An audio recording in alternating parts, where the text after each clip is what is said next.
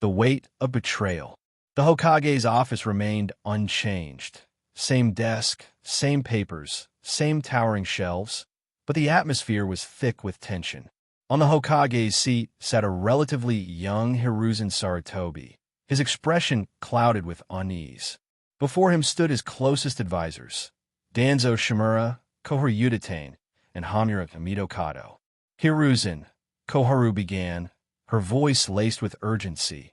As Danzo said, the Senju clan is dangerous. Their arrogance knows no bounds. They see themselves above the rest of us. We must act before it's too late. Hiruzen exhaled sharply, his fingers drumming against the desk. If I do this, how will I ever face Sensei in the afterlife? His conscience wavered, torn between loyalty to his fallen teacher and the growing threat his advisors described. Danzo scoffed. You're too soft, Hiruzen. If they endanger the village, we must eliminate them. Sensei himself would have understood that. You need not dirty your hands. I am Konoha's darkness. Leave this matter to me. Without another word, Danzo turned and left, his cloak trailing behind him. Koharu and Hamura exchanged knowing glances before following suit, leaving Hiruzen alone with his thoughts. His fists clenched tightly, knuckles turning white as he wrestled with the weight of his decision. Sigh. His hands finally loosened, his body sinking into the chair as he let out a heavy breath, one filled with resignation, helplessness, and, above all, failure. Once again, the Hokage's office stood as a silent witness to history. Hiruzen, Tsukumo Hatake, is becoming too powerful. If we allow this to continue, you may lose your seat as Hokage. Hamura, now aged with deepening wrinkles, spoke with grave concern. But he is Konoha's hero, Hiruzen murmured, his hair now streaked with silver. How can I betray him? Danzo stepped forward, his voice cold and unwavering. We don't need to kill him, just ruin his reputation. Leave it to me. And so, once again, for the sake of his rule, Sarutobi silently allowed the sacrifice of another village hero. Danzo's cruel laughter filled the room. Kazuki's fate is sealed. Soon, he will be nothing more than a memory. Koharu and Hamura chuckled alongside him, reveling in their triumph. Hiruzen remained silent, his expression unreadable. Hiruzen, Danzo sneered. When the time comes, I will personally take his head. Do not stand in my way. Sarutobi closed his eyes, steeling himself against the weight of his choices. What I did was for Konoha. As he whispered those words, he tried to convince himself of their truth. The Hokage's office was engulfed in a deafening silence. Tsunade stood frozen, her body trembling, her hands clutching her head as hot tears streamed down her face. The revelation crushed her. How could they? Her voice cracked under the weight of betrayal. She had always believed in Konoha, in its people, in its leaders. Yet, the truth was far darker than she had ever imagined. A deadly silence filled the air. Sensei, Itachi's Sharingan spun wildly, the three tomo merging into a new, intricate pattern. But he barely noticed. His mind was blank, overwhelmed by what he had just witnessed. Tsukumo remained still, his face etched with sorrow. He had long suspected foul play in his downfall, but to see the faces of those responsible, it was unbearable. Kakashi and Shursui lowered their heads, their bodies shaking. Their trust in Konoha, their unwavering loyalty, was it all for nothing? For the first time, a terrifying thought crossed their minds. What was the point of giving everything for the village if, in the end, they would be discarded just like Kazuki? Images flashed through their minds. The betrayal, the moment their friend and sensei realized he had been abandoned by his own people. The despair he must have felt. Minato stared at his trembling hands, his breathing shallow. He had sent Kazuki to his death. The same Kazuki who had once fought beside him, who had laughed with him, who had trusted him. He had sent him to die. Minato's chest tightened. The pain was unbearable. He could still see Kazuki's face, still smiling even as betrayal crushed him. Was it a smile of acceptance? Or was it one of bitter mockery? His hands curled into fists. His voice was barely above a whisper, but the pain in it was unmistakable. "I'm sorry." The room remained eerily silent, the weight of guilt suffocating. Then, "How dare you attack us, Inoichi?" Koharu and Hamura, who had fainted, jolted awake, their voices shrill with indignation. But as they took in the expressions around them, the rage, the sorrow, the sheer disgust, their voices faltered. A realization dawned upon them. Inoichi had exposed everything. Fear crept into their eyes. The silence shattered as Tsunade slammed her fist onto the desk. "How dare you?" Her roar was like thunder, shaking the very walls of the office. Hamura raised his hands in a desperate attempt to explain, but before he could utter another word, boom! Tsunade appeared before him in an instant, her fist slamming into his gut with enough force to make him spew blood. Hamura crumpled to the ground, unconscious once more. Tsunade hadn't even used her full strength. She wanted them to suffer. Koharu's entire body trembled as she staggered backward, her face pale with terror. Minato stepped forward, his piercing gaze locking onto her. "I cannot change the past," he said, his voice unwavering. "But I can ensure a future where no one else suffers like Kazuki did." His expression hardened. "And your public execution will be the first step." The room fell into a tense silence. Then, one by one, Kakashi, Shursui, and the others turned to Minato. For the first time, amidst all the darkness, they saw something. Hope. A leader they could still believe in. A Hokage worth following. Minato summoned the Umbu. "Take them away. They will face justice." And with that, the fate of Konoha's treacherous elders was sealed. The gathering of fate. The streets of Konoha buzzed with murmurs as groups of civilians gathered around the wooden notice boards placed at every corner. A single message was pinned for all to see. All citizens are to gather beneath the Hokage building tomorrow morning. Attendance is mandatory. A heavy silence followed as villagers exchanged bewildered glances. Why would Hokage-sama summon all of us so suddenly? It must be something important. But why not mention the reason? The unprecedented nature of the announcement sent ripples of curiosity throughout the village. Rumors began circulating, each more speculative than the last. The uncertainty only deepened as night fell, the air thick with anticipation. A quiet vigil in the moonlight. Konoha Cemetery, midnight.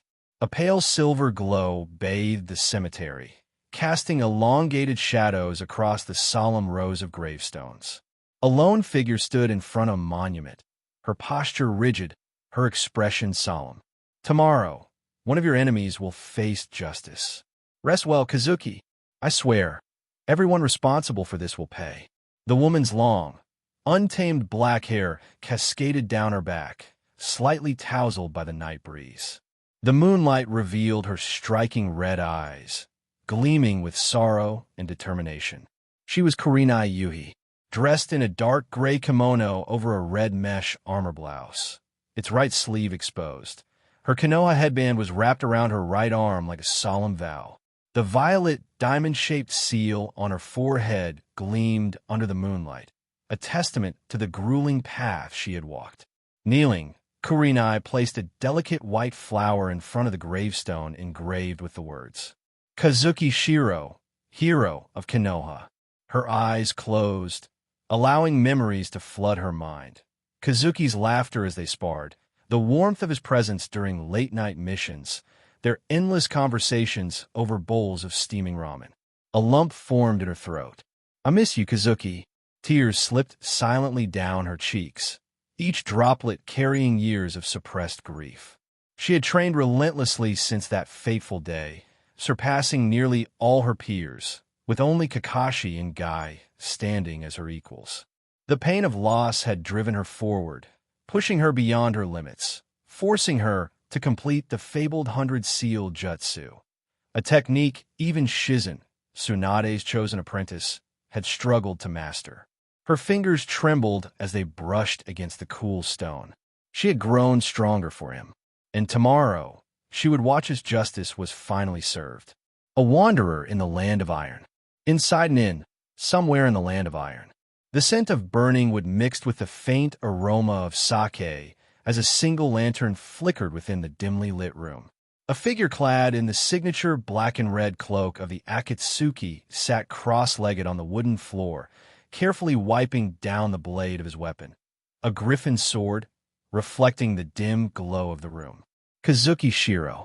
It had been days since he had joined the Akatsuki. Unlike many of the members, he operated alone, hunting criminals with high bounties to fund the organization's activities. White Zetsu, ever the silent observer, would collect the funds at prearranged intervals. The solitude suited him, or so he believed. Then, without warning, a sharp pain pierced his chest. Kazuki froze, his grip on the cloth tightening. A strange heaviness settled over him, as though something had suddenly snapped deep within. His breathing grew uneven. His hands trembled. What is this? His fingers brushed against his face. Tears. His own tears. I'm crying. A look of disbelief crossed his features. He hadn't shed a single tear in years. His gaze drifted toward the small wooden table beside him, where a single framed photograph rested. In the image, he stood in the center, wearing a weak but genuine smile. To his right, Kurenai grinned brightly, making a V sign beside his face. To his left, Shizen stood with hands on her hips, scolding them both, while their teacher, Shinkayuhi, watched the scene unfold with an exasperated yet fond expression. His vision blurred as he stared at Kurenai's radiant smile, his heart twisting painfully. He missed her, more than he could ever admit. Kazuki turned toward the window, pulling out a bottle of sake from his system storage. The cold night wind brushed against his face as he leaned against the frame, gazing up at the clear, star-filled sky. The moon above seemed especially beautiful tonight. He exhaled deeply. I'm sorry.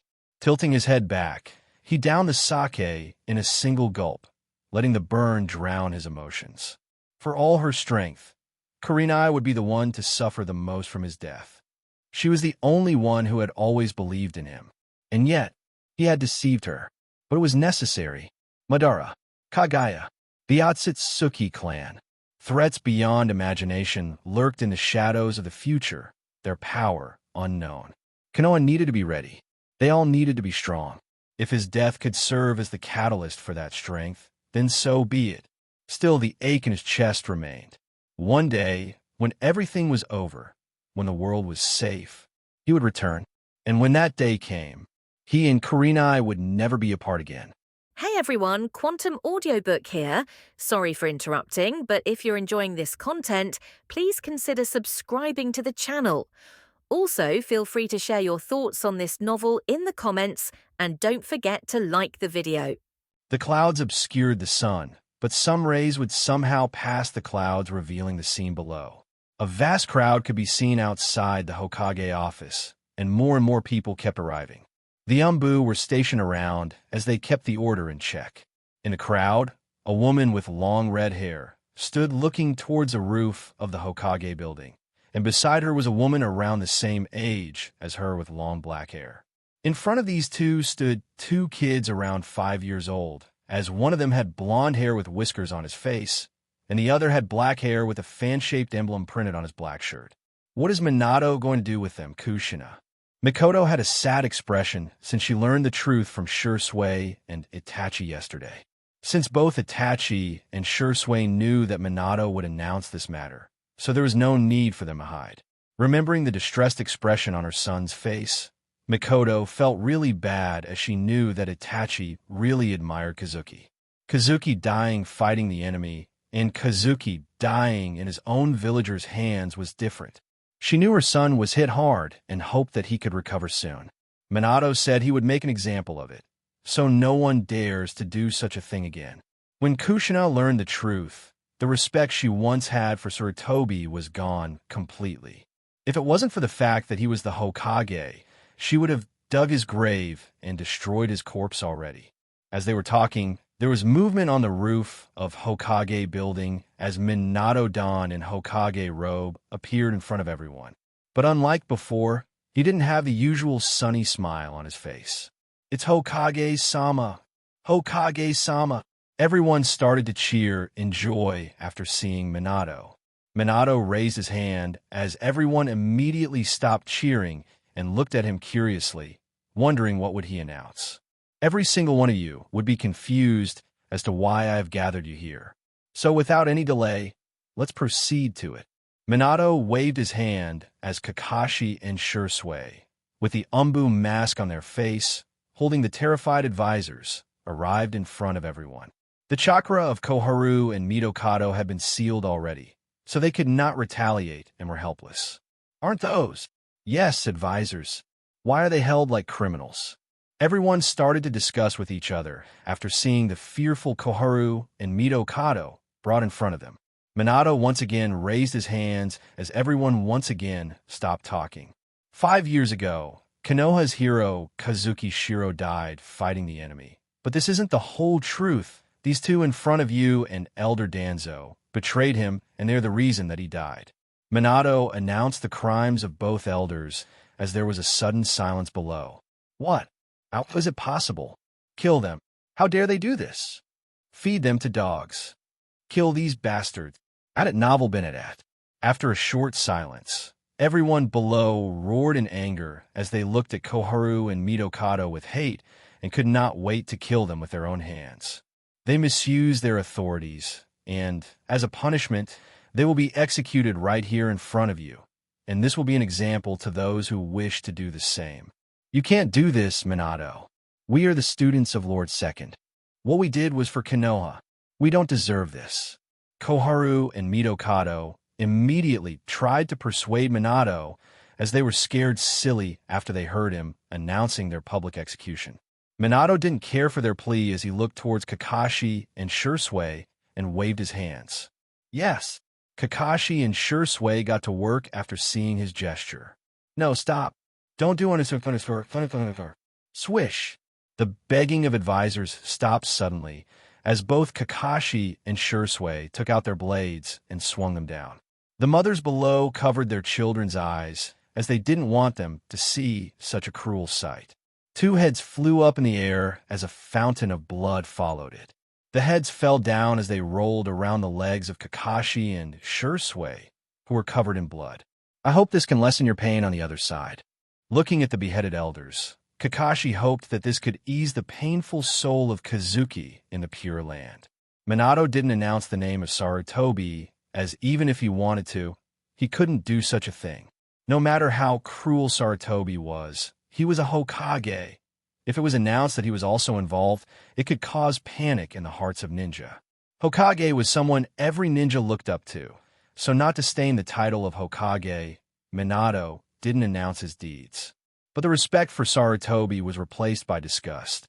He even laughed at himself for how naive he was and would even kneel in front of such a person. And for Danzo, his reputation today was destroyed. His name written in the Heroes of Konoha was removed by him. Soon, the Umbu took away the corpse of both the advisors as everyone went back, but all of them had sad expressions on their faces. Mom, who is Kazuki Shiro?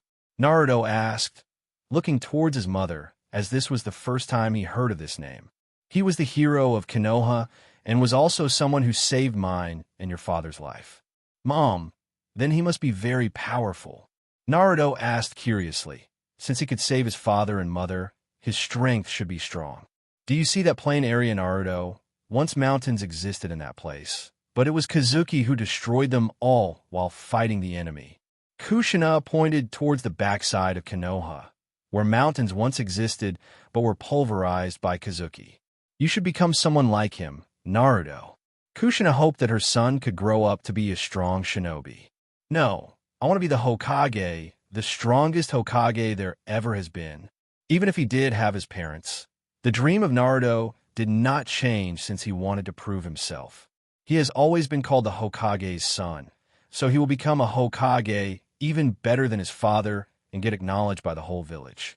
Kushina smiled after hearing her son's words, as she seemed to see the shadow of the young Minato in him. Soon, what happened in Konoha soon spread throughout the ninja world, as everyone learned the truth behind the incident 5 years ago. It was a spacious hall with numerous chairs and tables, but at this moment, The whole hall had pin-drop silence. A heap of different luxurious dishes was placed on one of the tables. On the chair beside the table, Kazuki sat as he devoured the food in front without any constraint. Around him, on the hall floor, numerous bodies were lying motionless on the ground, making the scene terrifying. On the chair in front of Kazuki sat a person wearing a dark robe with red clouds printed on it and a spiral-shaped mask, making it unable to see his identity. Haha. As expected of the legendary Akagami Shanks, wherever you go, you make a big fuss. Fukashi was sweating crazy as he looked at all the passed-out people, the fear of Kazuki increasing more and more in his heart. I like to eat in a quiet atmosphere. Kazuki didn't care for the praise of Fukashi as he ate the food in front constantly with half of his mask removed. Half of the people on the ground were bounty hunters, so he knocked everyone out. Anyway, they would wake up after he left. But midway through his meal, Fukashi arrived, making him somewhat curious about why he would find him. "Have you heard what happened in Konoha?" Fukashi said while looking towards Kazuki, who had worn his mask back entirely as the food in front was finished. "Konoha, what happened?" Kazuki looked towards Fukashi, and Fukashi didn't know why he seemed to feel the room's temperature becoming a bit cold. Kazuki hoped that nothing bad had occurred since the plot was already beyond recognition, making him worried about something unexpected. Fukashi immediately narrated the whole matter of the execution of the advisors and its reason and told him what the world was thinking of him now. Everyone thinks that you are a big bluff who just happened to be lucky to find the injured sword demon." Fukashi wasn't making fun of Kazuki, but was mocking the ninja world. If they knew what he did in the Mist Village, their eyes would pop out from their sockets. The whole world was now guessing that Shanks just happened to pass by the fighting place and was able to kill the already exhausted Hokage, Kazuki, and Danzo. They could guess that Sarutobi being together with them couldn't be a coincidence, and it means he was the part of the group who set up the ambush, but Konoha Ninja refused to believe it and just treated it as an enemy's plot. If their guess is accurate, it seems that Akagami Shanks isn't as strong as imagined. Kazuki was someone who could defeat the whole village alone. Beating him along with Hokage and Danzo made them fear Akagami Shanks before. But if they were injured already, then they could understand. But what most villagers didn't know was about what happened in the Mist Village. Terumi, after waking up, didn't let the matter leak out since it was shameful for them to lose a second time against only a single person. Minato also didn't announce it since they were in an alliance, and ruining their reputation could cause the coalition to break. Do you also think so? Boom! The whole hall started shaking as cracks appeared everywhere in the room, whether on the floor or the walls. Of course not. Fukashi sat in front of Kazuki, laughed, praising him, but his breathing was short as his arms were trembling with fear. I underestimated him too much. The aura of Kazuki was too strong. Even Madara, he had seen, looked a little less in front of it. Fukashi tried to calm himself down as he knew he couldn't afford to look panicked in front of Kazuki. Otherwise, it could put his identity as Madara in danger. Kazuki laughed inwardly since he could sense that Fukashi was scared silly by his aura. "You didn't disappoint me, Minato." Kazuki thought, as a part of his heart, seemed to be relieved of an enormous burden. Minato executing Koharu and Mitokado was already the best he could do, and he wasn't angry at him for concealing the name of Sarutobi. He didn't behead Sarutobi for the sake of his title, so he could understand why Minato did so. He knew now the village was on the right track. With Konoha F4 completely gone, Konoha would only get stronger and stronger. This was all possible due to his efforts. He not only saved the village from its decline, Minato, Sakumo, and the whole Uchiha clan were still alive because of him. Kazuki was in a good mood, so he started another round of eating as Fukashi, scared by his power, quietly slipped away. Rain Village. The drizzle enveloped the entire Rain Village. Ever since Rain Village has been grasped by Nagato, it has constantly been raining. The continuous rain is Nagato's handwriting, an ability he excavated after mastering the Rinnegan. Rain Tiger Owl Technique. Using his own chakra to form rain clouds that cover the entire village, he can easily sense it through the drizzle linked to his chakra whenever an intruder appears. Under his rule, the Rain Village has been transformed entirely from what it was under the control of Hanzo. The people in the village call him God, since their village has peace now, and they think it is because of him. At the top of one of the highest buildings of Rain Village, a figure stood, but the rain seemed to ignore him as his clothes were perfectly dry. With a white mask covering his face, a dark purple shirt, black pants, and a gray cloak above it, Kazuki stood motionless, his eyes closed under the mask. Suddenly, Kazuki opened his eyes as it seemed to have some anticipation in it. Ding! The new template is being extracted. Details about template explained at last. It's been 3 years since the day he learned of the execution of the advisors. During these 3 years, the ninja world was calm, but Akatsuki had already started to catch the tail beast quietly a lot earlier than the original. The 5 tails have already been caught. Maybe due to the strong strength of Konoha, Akatsuki decided that as long as there was a chance to catch tail beast, they would capture it quietly and remain hidden.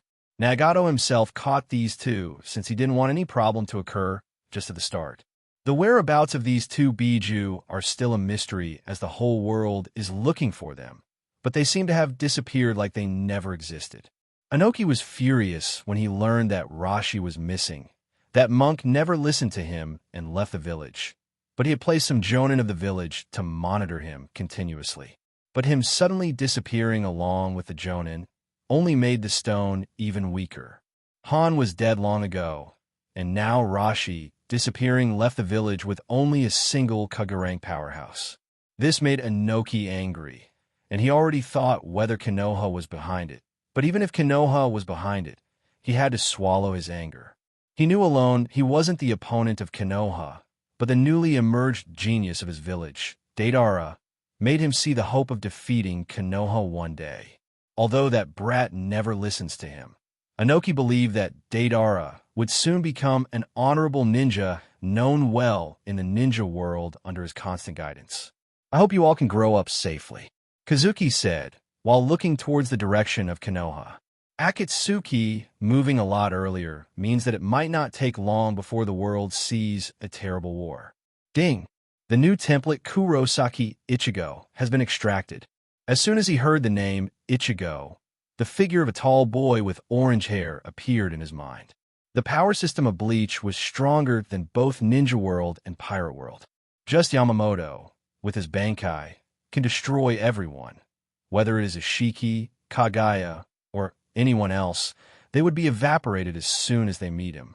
Kurosaki Ichigo, at his peak, can fly hundreds of kilometers in a matter of seconds, can defeat the Hogyoku Aizen with ease. It shows just how strong he is. Kazuki was happy with the strength of Shanks, and now Kurosaki Ichigo. If this template reaches 100%, no one would be able to touch him, let alone defeat him. Host, Kazuki Shiro. Age, 22.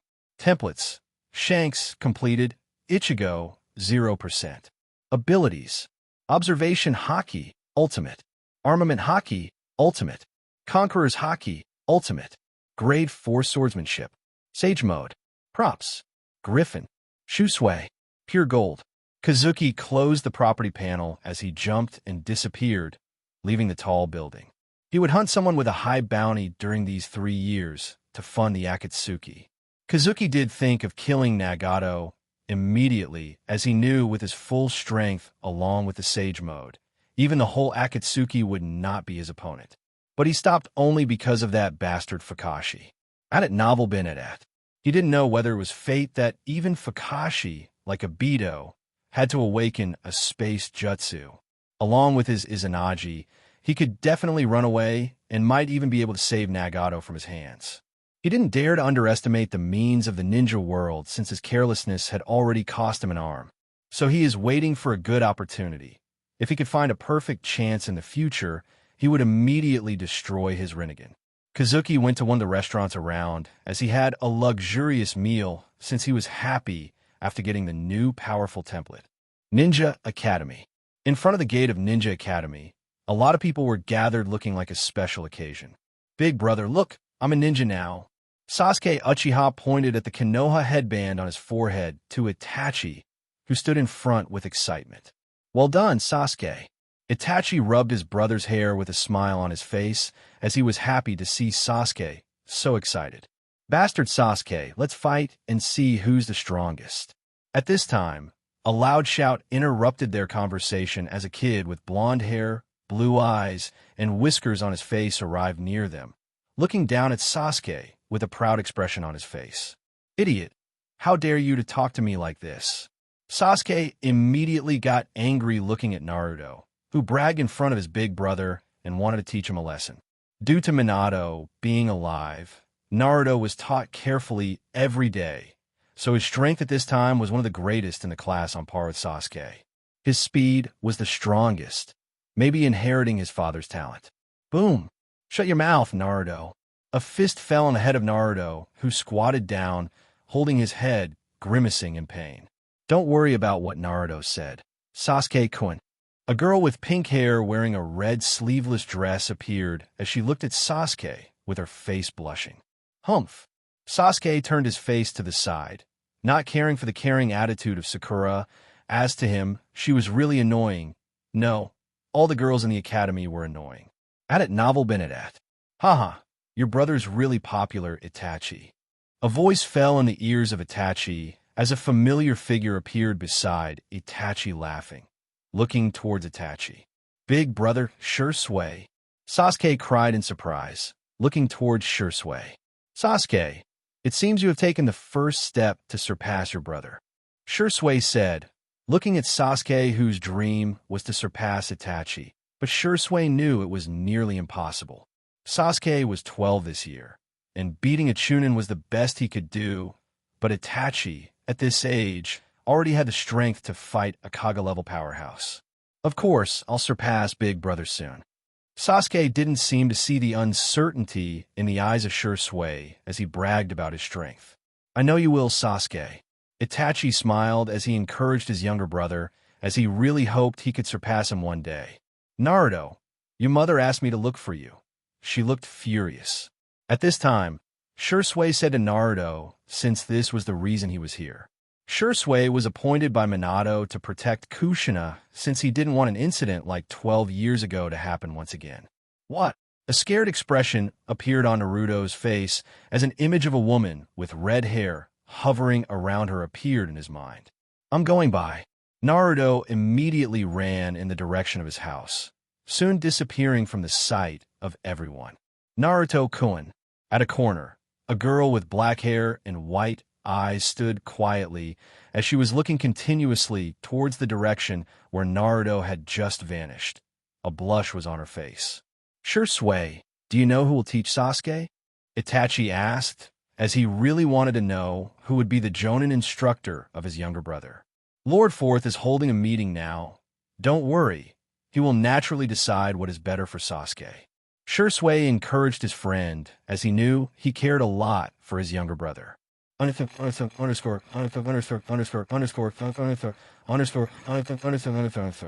Hokage building. Minato, wearing the Hokage robe in a spacious hall, stood in front of all the senior Jonin of the village. Minato seemed to have matured a lot during these years as his blonde hair was a bit longer than before, but his face looked as young as ever.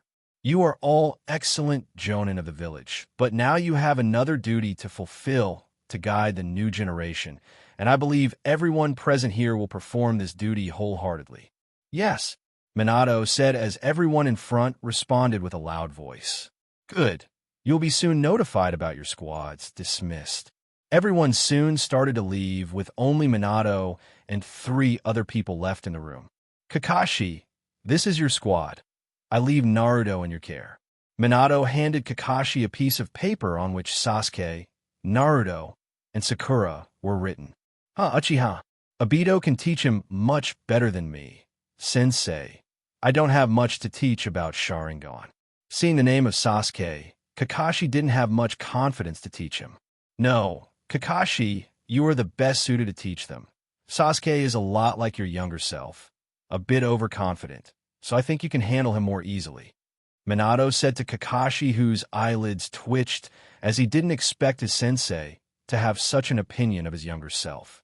Seeing Kakashi not talking anymore, Minato knew he had agreed, so he handed another piece of paper to the female jonin standing beside Kakashi. "I'll leave him in your care, Kurenai." "Inoshikecho." Kurenai took the paper as she said in surprise, looking at the name of her students. "My son is a bit lazy, so I hope you look after him." Shikaku said, his face showing a worried expression because of his lazy son. "Don't worry, Shikaku-san. I'll train them to become an excellent shinobi." Kurenai assured the worried Shikaku since these kids were her first students, and she wanted to train them with utmost care. Ninja Academy. The classroom was extremely lively as the kids talked about their future dreams or wished to be together in the same squad. Creak. At this moment, the door was pushed open as Irika, wearing the Konoha Chunin attire, entered the classroom as he stood in front of the stage holding a clipboard. "Today, I feel happy seeing all of you becoming a genin of Konoha, but this is just the start of your ninja road. You need to face dangers and learn to tackle them before you become a real shinobi. For that, you need the help of your friends. That's why freshly graduated genin are assigned to squads for them to work together with a leading Konoha jonin. So, without any delay, let's move into assigning you to your squad." Everyone listened to the words of Irika quietly, and there was an exciting expression on the face of everyone except for some lazy people who think everything is just a drag. Class 8. Hinata Hyuga. Inazuka Kiba. Shino Aburama. A disappointed expression appeared on the face of Hinata, who hoped to be on the same squad as Naruto. Class 10. Shikamaru Nara. Yamanaka Ino. Akimichi Choji. What a drat. Hearing the name of his teammates, Shikumu, who was nearly asleep, straightened up, rubbing his head as things weren't different from his expectations. Every generation, Ino Shikacho is a must thing, and someone as intelligent as him would naturally not be unaware of it. Class 7. Naruto Uzumaki. Sakura Haruno. Uchiha Sasuke. Naruto, who cheered loudly after hearing Sakura's name, was immediately stunned when he heard the name of Sasuke and could only sit down depressed. "Your assigned Jonin instructor will soon come to pick you up."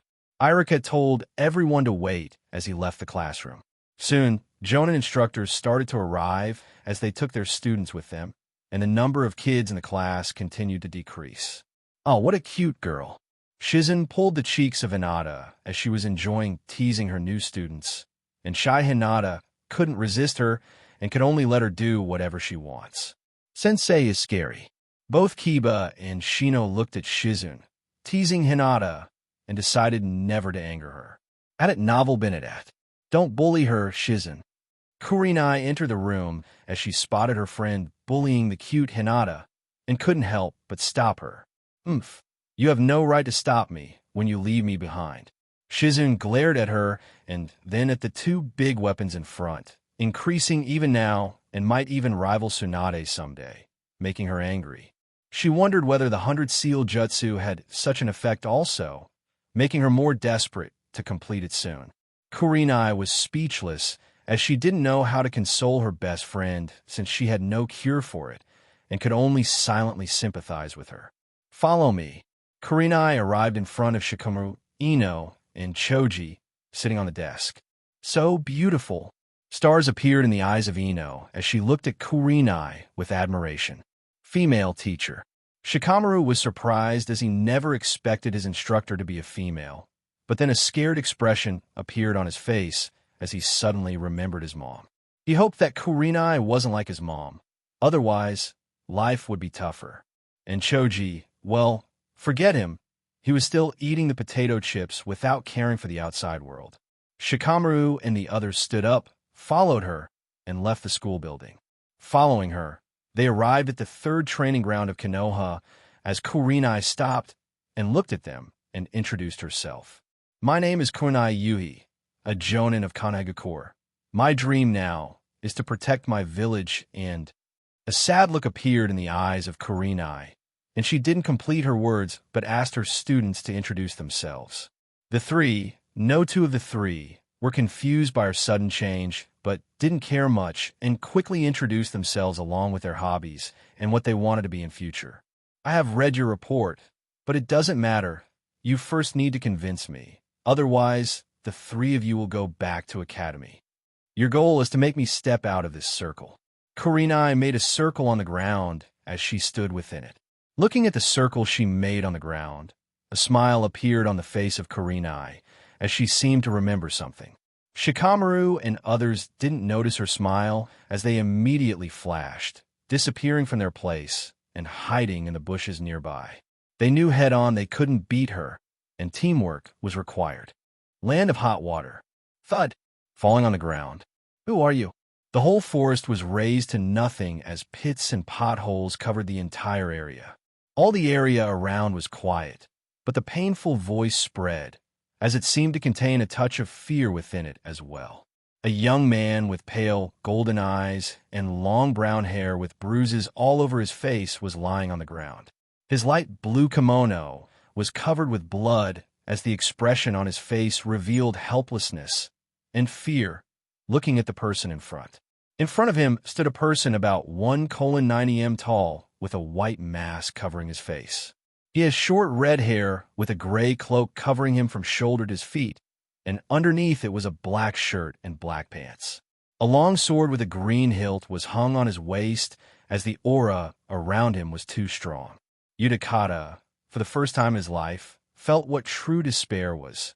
Facing this person, he used his every jutsu that even a Kage rank powerhouse would have a hard time dealing with. But he saw that the person in front did not even lift his hand from start to finish. All of his attacks seemed to be hit by something bouncing back. And at last, when he was thinking of running away, a huge red light drowned him and destroyed the whole forest around him. Akagami Shanks. Kazuki replied to the words of Utakata as he held him from his collar and put him on his shoulder. Akatsuki has started to move as they have already begun to capture Biju. While he is here, he knows that Kakuzu and Haiden are out to catch Seven Tails. During these 4 years, all the familiar faces in his memory joined Akatsuki. Haiden and Deidara, who just joined recently, were already a part of Akatsuki, but Orochimaru, different from the plot, defected a lot earlier. Orochimaru wanted the Rinnegan of Nagato, but his strength was too much for him to handle. So rather than wasting time here, he left the organization and made a village of his own. Kakuzu and Sasori were sent to capture him, but they returned unsuccessfully. Since Deidara and Haiden hadn't joined Akatsuki that time, during these years, Kazuki naturally hasn't neglected his practice as his new template has reached 21%, making his strength stronger and stronger. Utakata didn't even have the strength to move as he could not retaliate and was helpless. And when he heard the name of the enemy who suddenly came to capture him, he knew why he couldn't beat the person in front. Someone with a bounty of 3 billion Ryo was naturally someone he could never handle. As Kazuki walked through the razed forest holding the weak Utakata, he sensed movement around, and a person with an orange spiral mask covering his face stepped out from the side. "It seems you are done." Kakuzu and Haiden also caught the Seven Tails. "Let's go."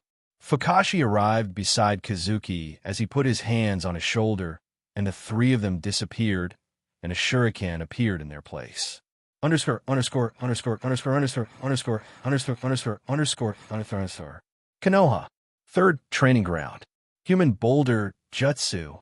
Choji turned into a massive ball as he spun, rolling towards Kurenai. Mind transmission jutsu. Ino, hiding from the bushes, picked the best angle and brought her hand forward, trying to take over her mind. Shadow paralysis jutsu. At it novel been at. A black line on the ground moved towards the Kurenai standing in the circle. Kurenai felt her mind being invaded, but she just snorted, and Ino far away suddenly exclaimed and fell down, holding her head. Looking at the rolling Choji, Kurenai brought her palm forward as no matter how hard Choji tried, he seemed to have a mountain in front and couldn't roll forward. "Man, she's strong." Looking at Kurenai dealing with those two easily, Shikamaru had a headache, but was helpless also as he knew this was the best they could do. Boom! Sensing the dark line about to approach her, Kurenai put force under her feet as the ground within 50 meters was destroyed immediately. Cracked appeared everywhere, and Shikamaru, who was just 10 away from her, was having a hard time standing firmly from the destruction of the ground. "Sensei, you're too strong." Ino walked out from the bushes, clutching her head as a helpless expression was on her face. It's really a drag. Shikamaru also walked towards her. He knew they had given their best, and the rest was on her to decide. Kurenai helped Choji stand up, who had fallen down because of the destruction and being nearest her. I have seen your strength. It isn't according to what I expected, but you all work together as a team, so you're worth my time, said Kurenai as a happy expression on the face of Ino, while Choji took out his potato chips and Shikamaru looked at the sky, lost in his thoughts like always. Since it's our first day, I'll treat you. Let's go. Kurenai took her students along with her to celebrate, but in the Rain Village, a meeting was about to take place, setting off storms in the future. Rain Village. Like always, the drizzle enveloped the whole village, keeping the atmosphere gloomy. In one of the highest buildings of Amage Cure, a body was floating in the air with blue chakra hovering around him. Red chakra drilled out of his mouth as it moved towards the mouth of the enormous monster with 9 eyes on its forehead half open. On its fingertips stood 9 fuzzy silhouettes as they all stood motionless, weaving a sign. Juzo, Sasori, Haiden, Kakazu, Deidara, Fukashi, Kisame, Kazuki Konin. The screams of Utakata spread around as the tail beast was being extracted from him. Finally, Utakata uttered a loud scream as the blue and red chakra around him disappeared, and he fell down on the ground. And beside him was a corpse of a green-haired girl who was already lying. It's finally done. Deidara, the liveliest, spoke as he was exhausted after sealing 2 biju continuously. Some ninja of stone saw us during the capture of 7 tails. It might cause trouble. Kakuzu spoke this time as he informed Pain about the trouble they encountered. Just when they were done dealing with the 7 tails, a group of stone shinobi spotted them. They tried to kill them, but they were already tired after dealing with 7 tails, so some of the stone ninja slipped away. Don't worry, we have already captured the 4 tails, 5 tails, 6 tails, and 7 tails. The rest of the Jinchuriki are all ninja of the big, great nations. It was only a matter of time before they had known about us, Tendo Pain said, looking at everyone present as there was nothing to worry about since nearly half of their plan was already completed. The whole world has been looking for the disappeared biju these years, but they couldn't find it. But now it was only a matter of time. Pain was naturally ready for such a day. Then, what are we going to do about the rest? Are we going to attack the villages? With Samahata on his shoulder, Kisame spoke as he had a bloodthirsty smile on his face. According to Zetsu, Konoha is planning to hold a joint Chunin exam later this year. Nearly all the villages are invited to participate. At that time, it will be our chance to catch them all in one fell swoop. You mean we will attack Konoha? Asked Sasori as there was hatred in his eyes. He has always wanted to make White Fang a part of his collection, and it seems the chance is here. His parents were killed by White Fang. He hated the 3rd Kazekage for it, and hated White Fang even more. Kazekage let his parents die, so he took his revenge by killing and making him his puppet. And the last desire he still has left is to kill Tsukumo, completing his revenge. During the Chunin exam, all the Kage, Hokage, Kage, Mizukage, etc. would be in Konoha. They would naturally leave someone back at the village to guard it. That would be our chance to attack them when they are the weakest. As for attacking Konoha, leave it to Toby and me. We have a plan to deal with Konoha. Pain was sure that the Kage would leave the Jinchuriki back at the village to guard it, and that would be their chance to catch them. Hearing Pain's word, nearly everyone looked at Fukashi as they never expected him to have such a position in the organization. Just like Obito, Fukashi was an intern in Akatsuki, but no one knew that he was the big boss behind the Akatsuki. The only difference was that he won't fool around like Obito. Konoha would be your grave. Kazuki, who heard the plan of Pain, decided that he would end the lives of Fukashi and Nagato with his own hands at Konoha. This will immediately destroy Madara's plan thoroughly, and all that will be left is some rebels that could quickly be dealt with. Kazuki was glad that he joined Akatsuki. Otherwise, he would not get such a chance to deal with them. Remember this, he left the village to search, not to join Akatsuki. And many ninjas of Konoha would have been sacrificed to deal with Nagato and Fukashi. In the original, Orochimaru attacked Konoha, but now Konoha was different. He knew Orochimaru wasn't a fool to attack such a strong Konoha. Soon, Nagato announced the end of the meeting as everyone looked forward to the day when they would fight the big great nations. Konoha, Hokage Office. Lord Fourth, all of the great nations have accepted our invitation to participate in the Chunin exams. Shikaku, holding a bundle of documents in his hands, informed Minato, who donned an Hokage robe, sat at his seat. You know, Shikaku, they aren't here for Chunin exam. Minato looked at Shikaku as he gave him a knowing smile. Yes, Lord Fourth. As you expected, the frequent disappearance of tail beasts has made them restless. Most likely, they are here to talk about it. Chunin exam is just an excuse. With its intelligence network, Konoha was naturally aware of the situation in the ninja world. They have been paying attention to this matter, and just recently, Jiraiya returned to the village.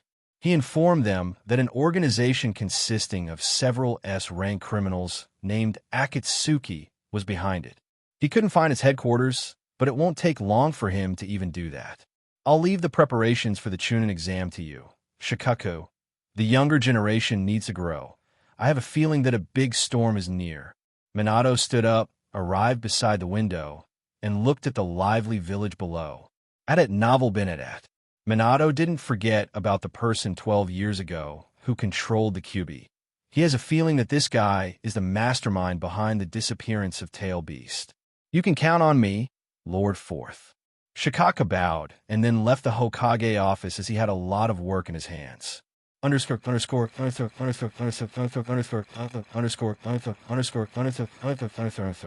Number 3 Training Ground. What? Chunin exam, Ino exclaimed, looking at the form given by Kurenai to them. Trouble. Shikamaru knew his coming days wouldn't be accessible anymore by looking at the form in his hands. And as for Choji, he seemed to have eaten the form along with potato chips in his hands. We have been doing tasks for 3 months. I've seen that you all improved a lot this time.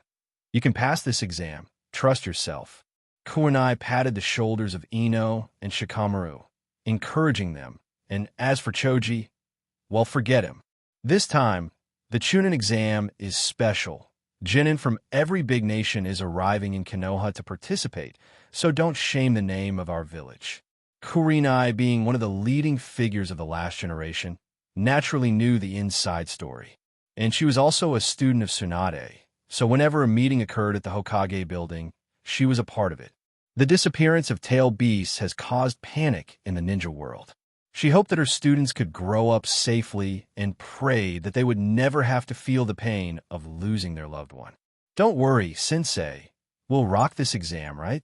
Ino, the most cheerful one, waved her fists in excitement, assuring Kurenai as she looked at her teammates for their confirmation. Though it's a drag, I'll participate. Shikamaru rubbed his neck, a little annoyed, but he knew he couldn't refuse.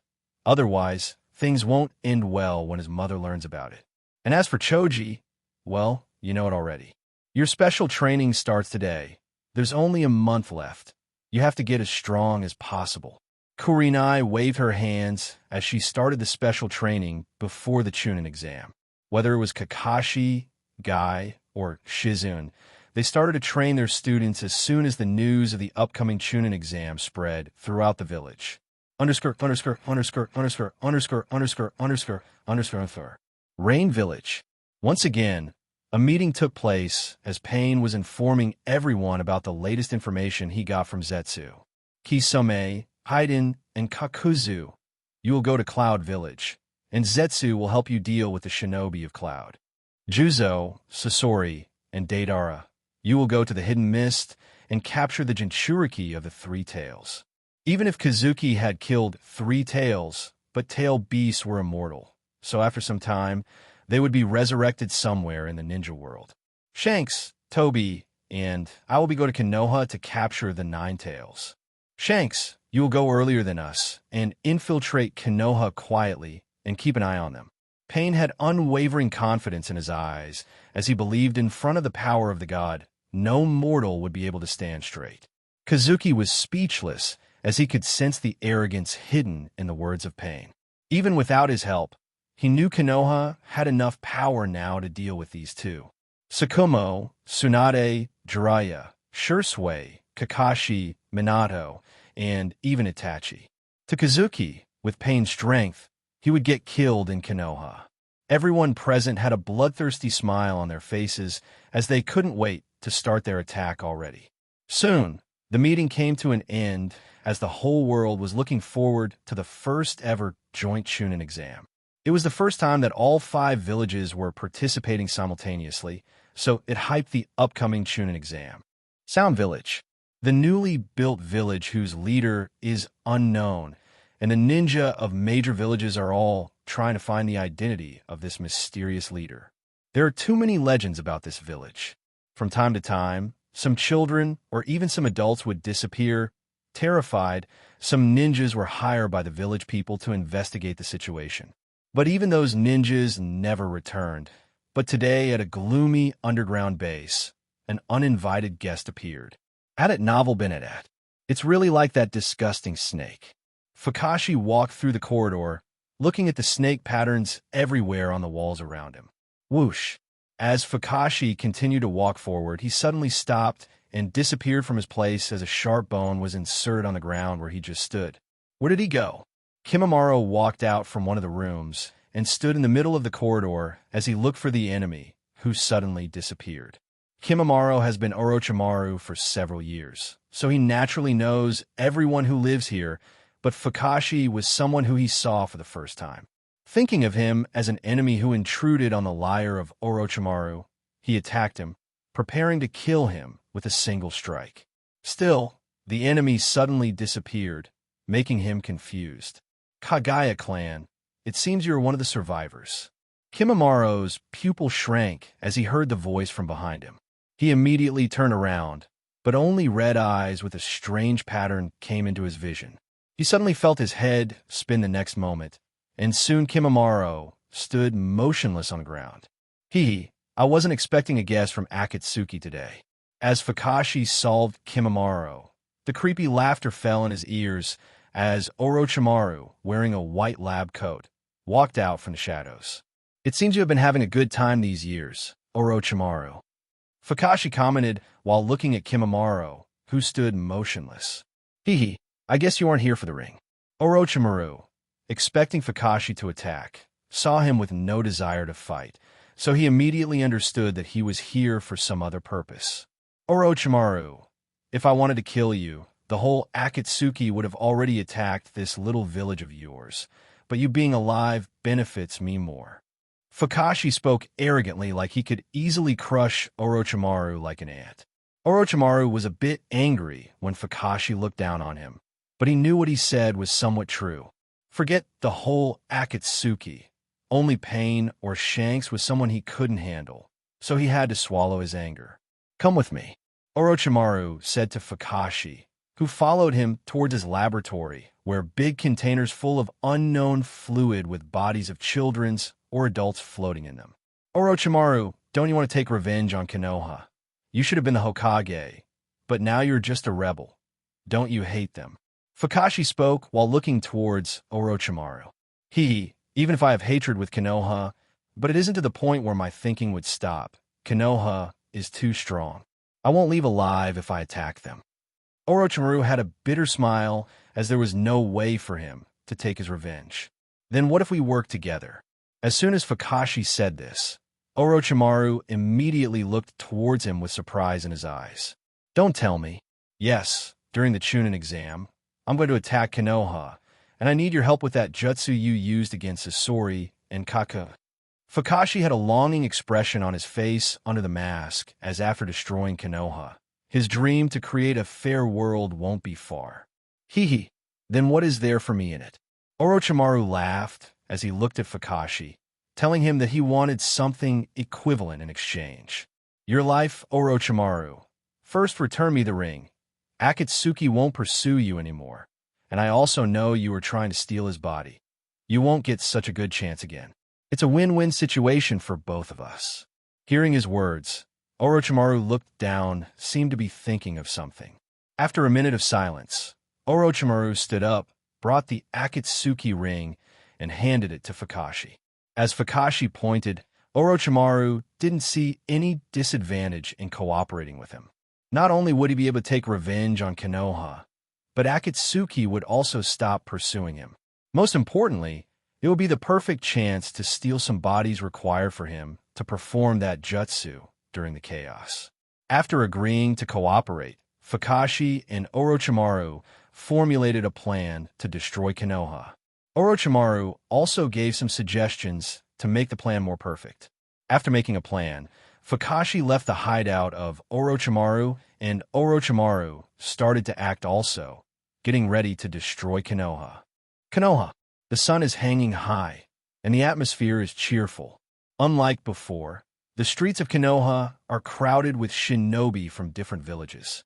Only a day is left to start the much-awaited Chunin exam, and the number of people arriving from other villages isn't decreasing. At the entrance gate of Konoha, a long queue could be seen as people with traveling bags on their backs waiting to enter the village. A small separate queue beside it consists of shinobi wearing forehead protectors of different villages. Contestants from other villages are required to prove their identity, as Konoha shinobi in front holding a form are recording the information of the contestants. Well, isn't this rare? Shinobi from Rain Village. A Konoha shinobi, who was responsible for checking the identity of the contestants, was surprised since he saw 4 people with forehead protectors of Rain Village. We are here on the orders of Hanzo-sama to participate in the Chunin exams. The leading jonin was a tan-skinned, muscular man with scars over his face and long black hair, wearing the Rain forehead protector. The remaining 3 looked like they were 12 years old, but all 3 of them were eye-catching. 2 of them were twins with the same face and green hair. The only difference was their black and white clothes. The last kid had short, messy brown hair with a handsome face and wore black-rimmed glasses. He was donned in a white haori, and a sword was hung at his waist. The only regret was his missing left arm. Hearing the leading jonin mentioning Hanzo, Konoha shinobi immediately asked for their information with politeness. Matsuhide, Matsunari, Aizen-suk. The twins and the handsome-looking kid immediately reported their names as the Konoha shinobi wrote them, and after asking some questions, he let them enter the village. I'm finally back, said Kazuki or Aizen or Shanks, looking at the familiar village he hadn't seen for more than a decade. As Pain had said, he needed to infiltrate Konoha, and so as a contestant, he took part in the exam. When his template reached 20%, he received an old withered mask, but its function was handy. It could change his face as well as the aura around him completely. Added novel Benedet. He only got it 3 months ago, and he had never used it before. His get-up is like Aizen, but his looks weren't exactly like him. If you look really carefully, a shadow of his authentic 12-year-old self could also be seen. After all, he didn't want to completely look like the #1 conspirator. His teammates and the leading jonin are actually white Zetsu, since a 3-person squad was required to participate, and Zetsu, a master of disguise, naturally took this job. Don't cause trouble here. Kazuki glared at his other 3 mates, who immediately nodded, scared silly. They weren't fooled by his disguise, since they knew that this harmless-looking kid wearing glasses was actually the killer that the whole village was looking for. Soon, the 4 of them were escorted to their residence by a Konoha Chunin. On the other hand, Minato was looking through the information he received about the candidates in the Hokage office.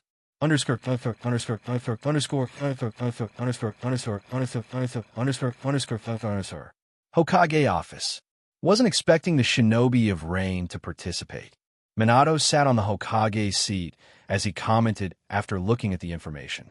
Hanzo has been quiet these years. He is getting old and must be worried about his enemies, so he must want to establish a good relationship with us.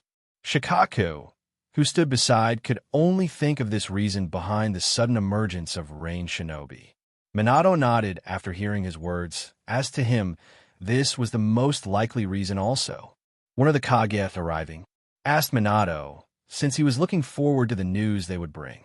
He hoped that the other shinobi villages could have found the base of Akatsuki so they could be dealt with right away. They will be here before the start of the third exam.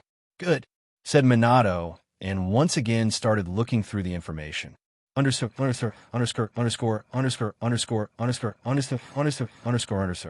I'm going out to take a look.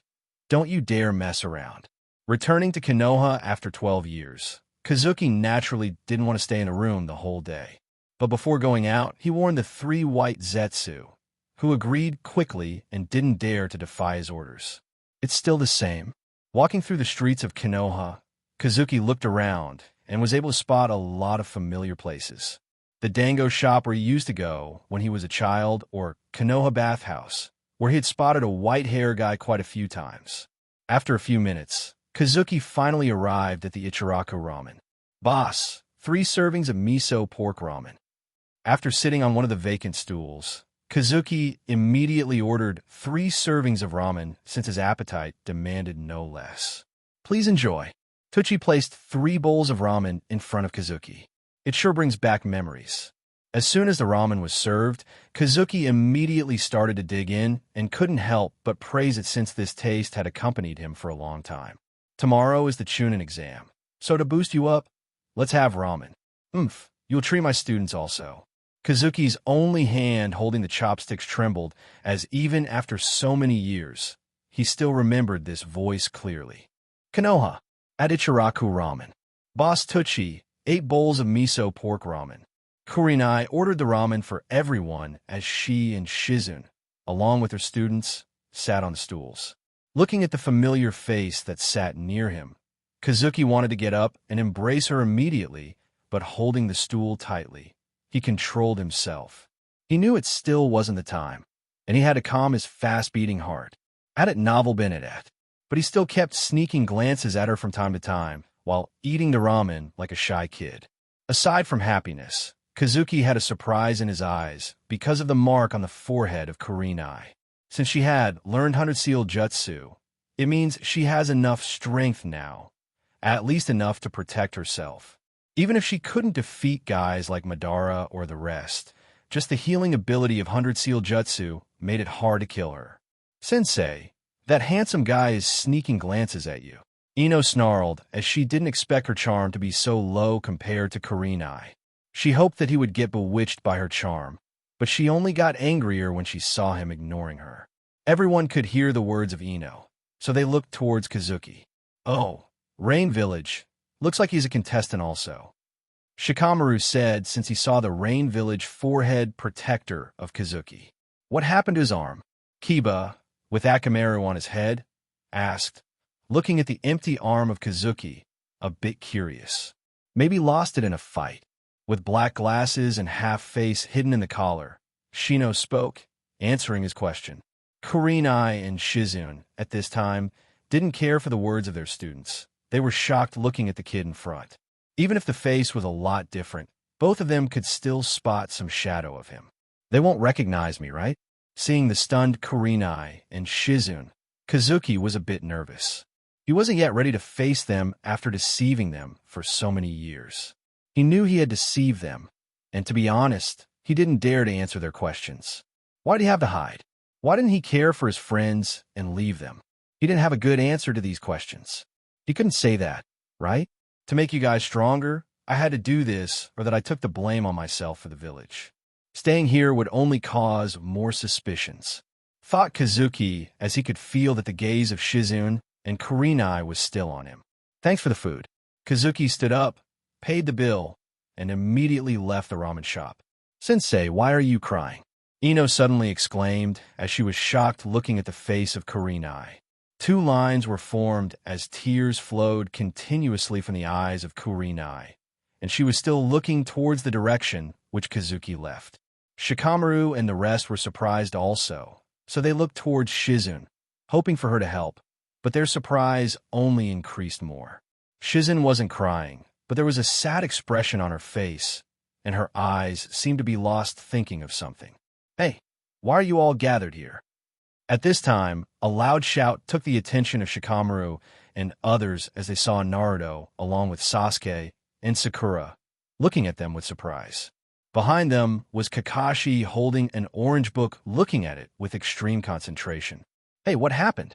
Noticing the worried expression on their faces, Naruto couldn't help but ask. Kakashi looked up and was shocked to see the tearful Kurenai and the sad Shizen. "What's the matter?" Kakashi immediately came near them and asked with concern. "It's nothing, Kakashi." Hearing his voice, Kurenai finally woke up and, shaking her head, she wiped her tears quickly. Looking at her behavior, Kakashi knew that something was wrong, but he didn't ask further and decided to ask Shikamaru later. Underscore.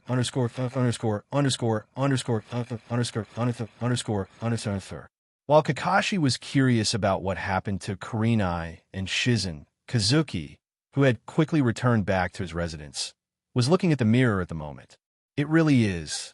Kazuki looked in the mirror and did find some resemblance. He thought his disguise was perfect, but never expected Kurenai and Shizen to find it. After this incident, Kazuki stayed at home and didn't dare go out, fearing meeting Kurenai and Shizen again. On the other hand, when he learned the complete story from Shikamaru, Kakashi became curious about Kazuki. The number of people arriving kept increasing, and soon the sun of the day of the Chunin exam finally rose. At Kazuki's staying place, Kazuki, wearing a white kimono with black-rimmed glasses on his face and the sword tied around his waist, walked out of the house. Along with him were two twin Zetsu wearing a black and white robe. The three of them walked toward the direction of the examination center. "No matter what happens, don't expose yourself." Walking on the road, Kazuki reminded the two Zetsu behind him. The first exam is the written test, if his memory isn't wrong. Even if this Chunin exam is a lot different than the original, Kazuki believed at least the objective of the first exam won't change. Soon the three of Kazuki arrived at the examination site. Without wasting any of his time, Kazuki walked towards the third floor, where many people were gathered. As soon as Kazuki and the twins arrived on the third floor, many eyes were immediately on them, due to Forehead Protector of Rain. "Isn't he?" Looking at Kazuki, Ino, who stood along with Shikamaru and some other Konoha 11, said a bit excited. She wanted to know who was he, that even her sensei would cry after seeing him. "Don't mess with him. I have a feeling he is not easy." Shikamaru stopped her from going forward to talk to Kazuki, as he didn't want trouble to rise.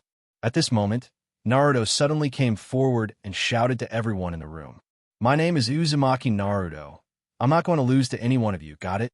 Sakura and Sasuke had a headache immediately, as they never expected him to make enemies so early. Looking at the familiar scene, Kazuki didn't know what to say. His father and mother were alive, but he still was an idiot. Kazuki concluded that some things were tough to change. Not caring about Naruto anymore, Kazuki arrived at one of the desks and sat there quietly waiting for the start of the exam. Kazuki looked around and saw a lot of familiar faces from his memory. Gaara stood with Kankuro and Temari, but he couldn't spot Yakushi Kabuto, the assistant of Orochimaru. It seems Orochimaru isn't a fool after all.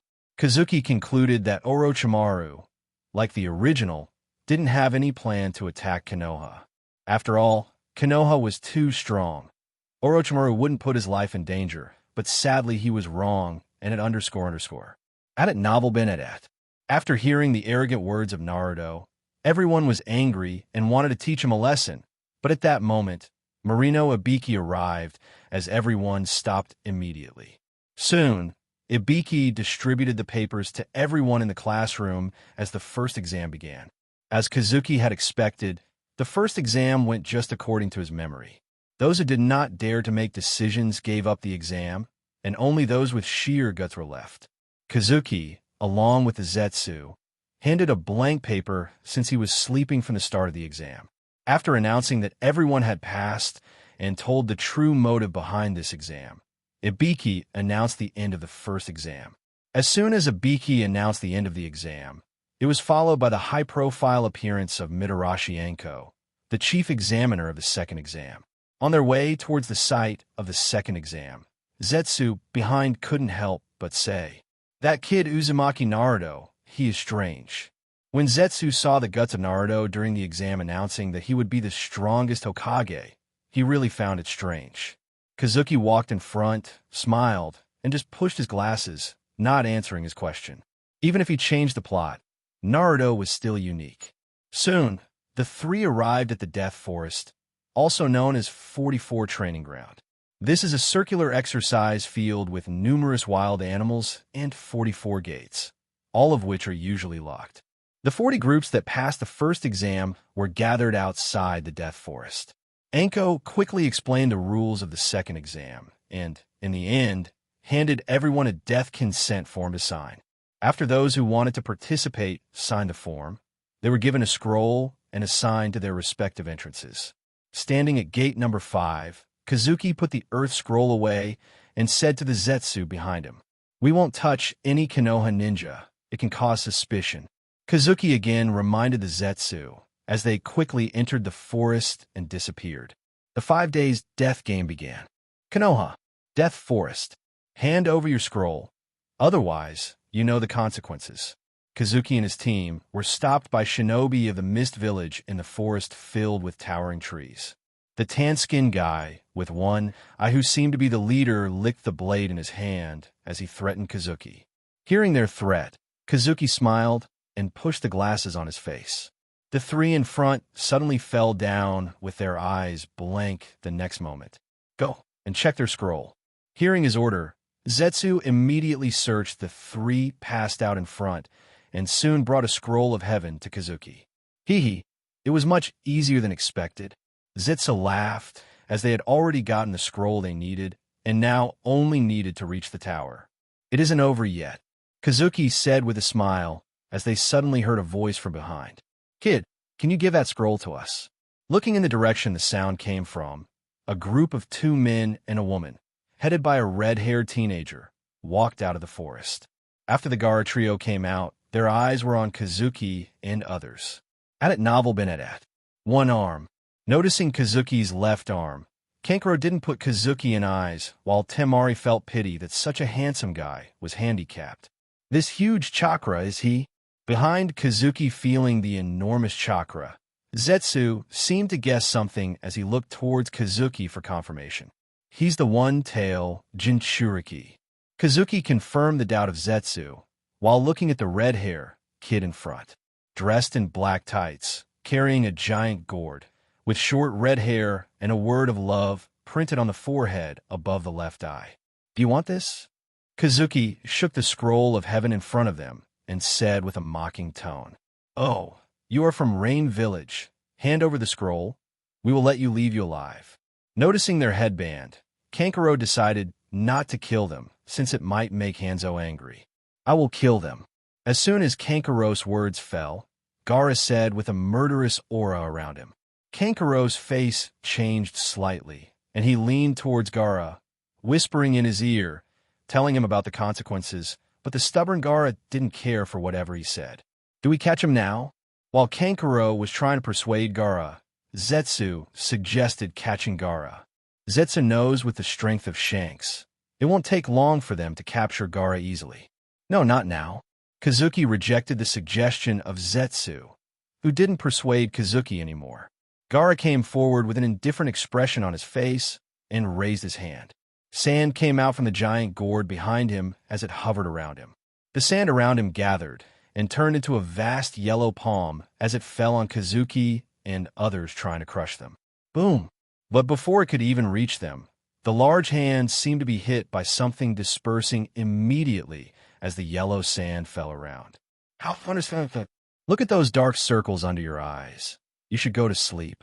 Before the shocked Temari and Kankuro could complete their words, they heard a voice beside them. Between them and behind Gaara with short brown hair and glasses on his eyes, Kazuki stood with a gentle smile on his face as his hand was on the shoulder of Gaara.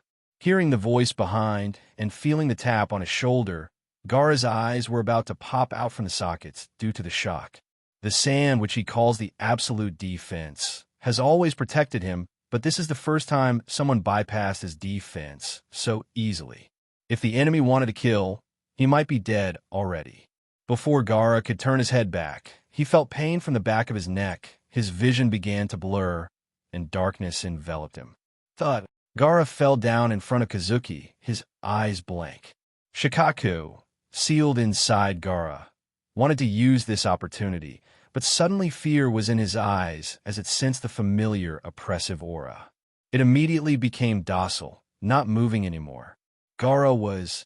Temari and Kankuro were shaking with fear as they couldn't believe the sight in front. Gaara was feared in the entire village, and his strength was one of the main reasons. Even their father had to use his whole strength to stop Gaara whenever he went on a rampage. Looking at the scared Temari and Kankuro, Kazuki felt a bit funny. Not wanting to waste his time anymore, Kazuki immediately feinted them with the Conqueror's Haki. "Let's go." Kazuki immediately left with the two Zetsu after dealing with Gaara and others. But before leaving, he looked towards a specific direction for a second. Kazuki left with the bodies of Temari, Kankuro, and Gaara lying near a towering tree unconscious. Konoha, Death Forest. That monster is finally gone. About 5 minutes later, after Kazuki left, 3 colorful heads rose up, yellow, black, and pink from the bushes. Naruto had some fear in his eyes as he looked towards the direction in which Kazuki left. Since the start of the fight, they have been here, but the one-sided fight scared them too much. Gaara was already a monster who could release such strong attacks, but a beast bigger than him appeared. It took only one move to defeat the enemy. He didn't know whether his father could do so. Naruto, unlike the original, was a lot stronger, but even so, his strength wasn't so strong that he could defeat a monster like Gaara. And a monster even bigger than Gaara naturally made him slightly afraid. He had spotted us, but he let us go. When Sasuke saw Kazuki looking towards them after the fight, he even forgot to breathe for a second. He knew if they fought, their end wouldn't be much different than Gaara and the others. Even his big brother he admires never gave him such a strong feeling of oppression. "Are they dead?" Sakura extinguished the fear in her heart and pointed towards the bodies of Gaara and Ko. Naruto and the others came near them, and after checking, they found that they had only passed out. Naruto also found 2 scrolls of earth, which was what they needed. After taking the scroll, Naruto and others quickly left the area, fearing that the monster might suddenly return. And just after Naruto left, an Umbu wearing a falcon mask appeared near the passed-out bodies of Gaara and others. "Who is he?" said Shursui, guessing the identity of Aizen. Minato appointed him to protect Naruto during the second exam, since Minato didn't want an accident. He was allowed to interfere only when Naruto was really in a deathly situation. Otherwise, he wasn't allowed to shoot. After all, protecting Naruto was essential since he was the Hokage's son, and if someone caught him, they might threaten Konoha. Recalling the strength of that harmless-looking kid, Shursui didn't know what to say. Even he had to use some strength to defeat Gaara, but he took Gaara down with a single strike. "I need to report this to Lord Forth." Shursui, after thinking for a while, decided to report this incident to Minato as something about Aizen was off. Underscore.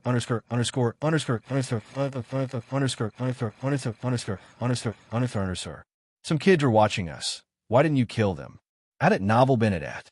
Jumping from tree to tree, Kazuki and the Zetsu were going toward the tower. Zetsu behind told Kazuki, since he could easily sense, Kazuki should also be. One of them is the son of the 4th Hokage, and the other is the son of the patriarch of Uchiha clan. Killing them could cause trouble. And there was someone else also. It seems you weren't able to sense him. Kazuki naturally sensed the Umbu hiding, and the familiar aura made him naturally recognize his identity. Seeing his student living well, Kazuki was naturally happy, as with his involvement, so much had changed.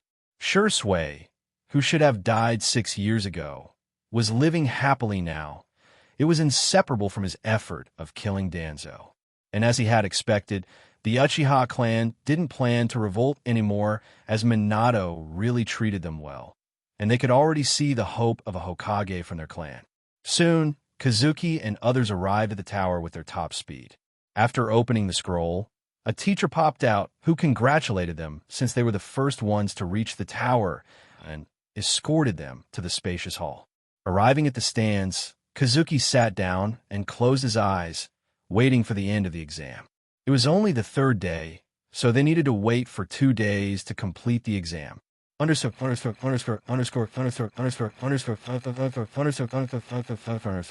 Hokage office. You mean he took down the Sand Jinchuriki with a single strike?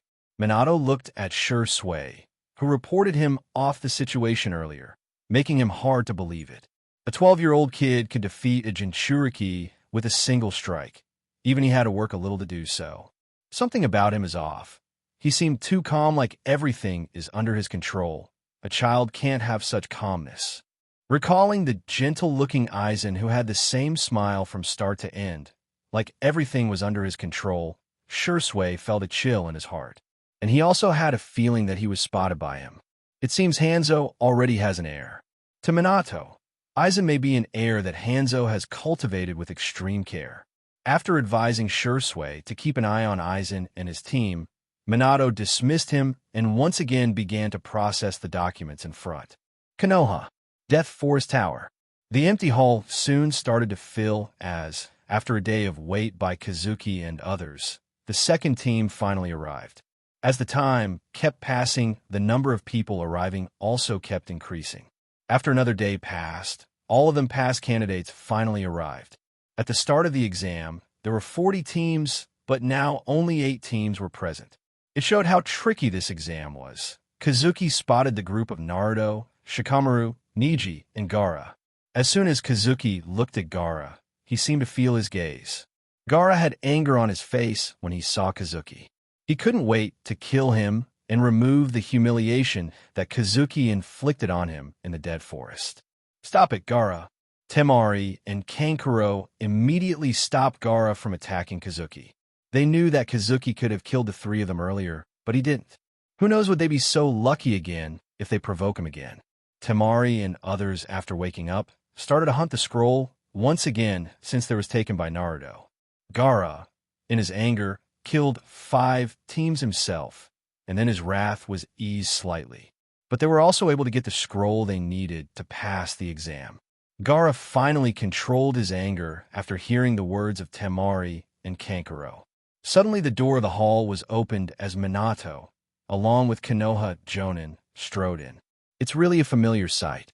Kazuki, standing in a queue, saw Minato arriving with Tsunade, Tsukumo, Jiraiya, Kurenai, Kakashi, and the rest. Can't help but remember the Chunin exam years ago. He was also standing here when Sarutobi had entered the hall along with Konoha Shinobi. Minato stood in front of the lined-up contestants and congratulated them for passing the exam. Soon after his speech, Minato announced the start of the knockout fights to decide the candidates for the final exam. Kazuki, along with 2 Zetsu, stood in the stands as he watched the fights below. Naruto, like the original, fought Kiba, but he defeated him quickly, not like the original. Lee fought with Gaara, but finally lost to him after an impressive effort. Sasuke fought with the Zetsu, but due to the orders of Kazuki, Zetsu lost purposely, and even if Kazuki hadn't ordered him, he would not be able to defeat Sasuke. After the fight with Sasuke, the names on the screen kept flickering, and soon 2 names appeared on the screen. Aizen Sosuke versus Neji Hyuga. Oh, this is interesting, said Minato, looking at the name on the screen.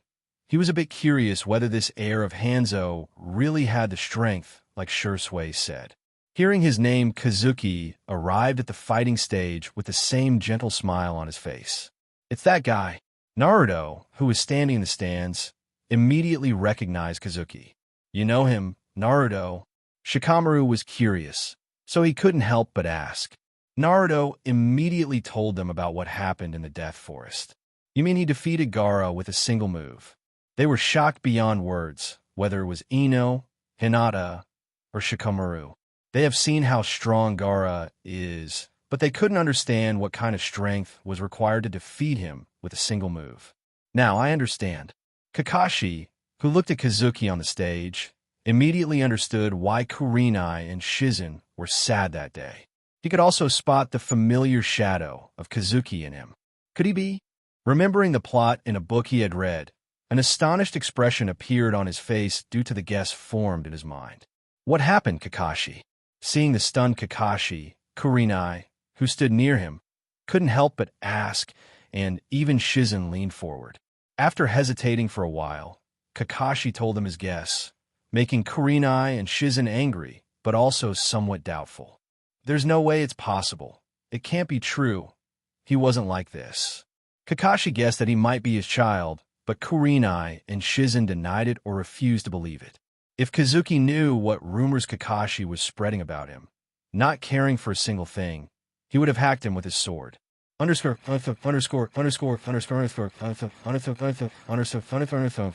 Fighting stage. Give up.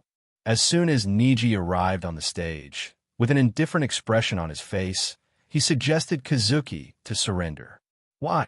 Kazuki asked while pushing his glasses as the light was reflected in them. At it, novel Benedette. It's your destiny to lose. Without that arm, you can't even touch me. So give up. No one can change their fate. Niji, from the Branch family, believed that fate could not be changed. He, his father, and all the Branch family members can't escape their destiny, and their life and death are always in the hands of others. Even if his father was alive, if your life is in the hands of someone, you will curse fate. Don't say such strong words. It'll only make you look weak. Kazuki felt that he really had the talent to be an actor. Konoha. Hearing Kazuki's words, everyone thought that this gentle-looking kid was even more arrogant than Niji. So cool. To Ino and other girls, Kazuki acting like Aizen was particularly charming. Can I kill him? The eyes of Niji were cold as he looked at the proctor for confirmation. Whatever. The proctor replied. I had given you a chance to surrender. Now take your arrogance to death. After getting the confirmation from the proctor, Niji said with an indifferent expression on his face. Kazuki did not speak and just smiled and pushed his glasses once again. Whoosh. Without any hesitation, Niji rushed towards Kazuki and quickly appeared in front of him. The fingers of the bandaged right hand slammed towards Kazuki. Facing his fierce and swift attack, Kazuki stayed still and calmly brought his index finger in front. Kazuki easily deflected the attack with his index finger, but Niji didn't stop as his hands turned into afterimages attacking Kazuki continuously. But the result was still the same, as all it took was a single finger to block his attack. No wonder you are so arrogant. You have some strength, but all that ends now. Niji took a stance as the experienced shinobi like Tsunade and others immediately understood what jutsu he was about to use. Niji immediately arrived in front of Kazuki as his palm attached with blue chakra around it slammed on the chest of Kazuki. 2 palms, 4 palms, 8 palms, 16 palms, 32 palms. Continuous strikes fell on the chest of Kazuki, but Kazuki still had the same smile on his face, not affected in the least. The ground under both Kazuki and Niji has been destroyed by the force of Niji's attack. Finally, Niji spun as his palm fell on the chest of Kazuki as he shouted with all of his might. 64 palms! Boom! The sound of the palm of Niji hitting the chest of Kazuki spread around. After the dust caused by the impact dissipated, the sight of everyone became clear. How is this possible? Niji was having a hard time believing in what he's seeing now. He has sealed all chakra points of Kazuki, and the force of his attacks would have even reduced a boulder into pieces. But Kazuki stood firm with the usual gentle smile on his face. That was a good massage. Kazuki moved his muscles in comfort, as the force of Niji's attack was just suitable for a massage. Whether it was Minato, Kakashi, Drea, Tsunade, Kurenai, or others looking at the fight below, some memories from years ago can't help but flash in their minds. So familiar. Minato remembered the fight that occurred here years ago, the same absurd strength, the same calm expression, and the same mysterious air around him. Who are you? Kurenai said, looking at the kid in which she could see his shadow. Niji was scared when he saw him unaffected by his most decisive attack for the first time in his life. I can see the fear in your eyes. Pushing his glasses, Kazuki walked forward step by step towards Niji, and for the first time, he released his Ryatsu. Do not run from fear. Fear is necessary for evolution. The Ryatsu of Kazuki enveloped the whole hall, and Niji, who was the closest to Kazuki, suddenly fell down as his entire body was trembling. What's with this cold feeling? It's just like death. Everyone in the hall felt a chill as their hair stood up. Shinobi, who had been in a life or death situation numerous times, remembered this sensation. Winner Aizen shook. As Kazuki arrived, just an arm's distance from Niji couldn't handle the suffocating pressure and passed out. The proctor, extinguishing the fear in his heart, immediately announced the fight's result. Walking back to his standing place, Shikamaru and others quickly gave way to Kazuki, letting him pass. I hope I won't fight this monster. Shikamaru could only hope that his opponent in the third exam wouldn't be Kazuki. But his wish didn't come true, as his opponent for the third exam was Aizen. Soon Minato announced the end of the knockout round and the date of the third exam, which was a month later. Kazuki, along with the two Zetsu, left the Death Forest and went back to his assigned residence.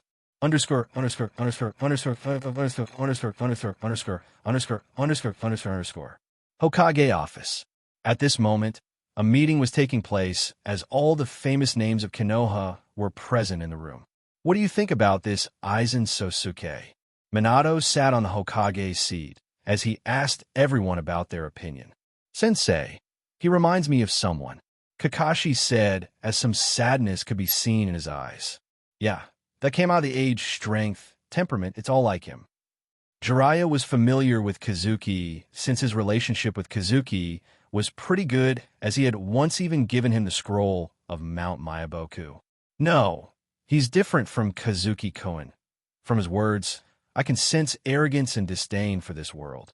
Minato remembered the words of Kazuki, which sounded too arrogant to him. Kazuki didn't know that his acting was so good that even Minato was fooled by him, as after returning from the forest, he started his daily template extraction task again. No matter how strong he was, he still needed to complete the task of systems to increase his strength. Konoha. In front of the Konoha entrance, Minato, donned in Hokage robe with the Hokage hat on his head, stood looking in front, seemed to wait for someone. Behind him was his advisor Shikaku and his sensei Jiraiya. Only 5 days are left for the start of the third exam. Today Minato received the news about the arrival of the Kage. As the leader of the village and the host, Minato himself came to welcome the guests from afar. They're here, suddenly Jiraiya said as he spotted a few fuzzy silhouettes coming their way. Welcome to Konoha. As soon as they arrived near them, Minato went forward and greeted them all. Inoki was with 2 stone jonin. Terumi also had Ao standing behind her. Raza had Baki with him, and A had Darui accompanying him. After staying in peace for so many years, I hope your fighting instincts haven't dulled. Rakage, the muscle head with no politeness, provoked Minato as fighting intent burned in his eyes. Minato was someone who defeated him in speed, so he has always considered him as a rival. How can it be? Please follow me. Minato didn't care for the provoking attitude of Rakage and laughed it off. Konoha is a beautiful place. Inoki sighed while looking at the prosperous village, so different from the desolate stone village. At it novel Benedette. The smiles on their faces are also enviable. Looking at the smiles on the faces of civilians, Terumi hoped that one day under her leadership, the residents of her village could also be this happy. The emotions of Raza and A were the same as Inoki and Terumi as they envied the prosperity of Konoha village. There have been 3 wars, and all of them united in every war to take this land for themselves, but even united, they were never able to defeat the mighty Konoha. Under the leadership of Minato, the Kage were taken to their assigned staying places to rest. They would naturally be tired after such a long journey, so the crucial meeting between them was delayed till tomorrow. Konoha.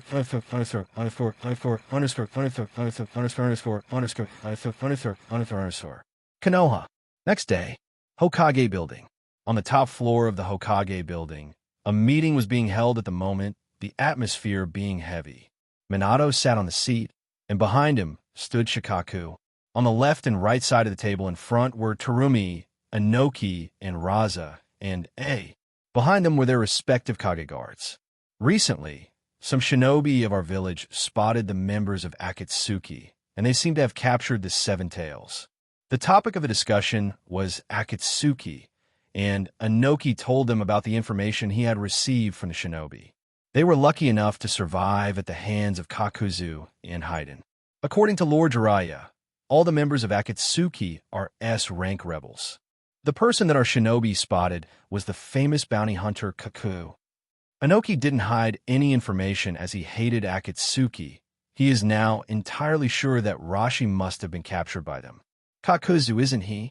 Hearing the familiar name, Minato looked towards Shikaku for confirmation.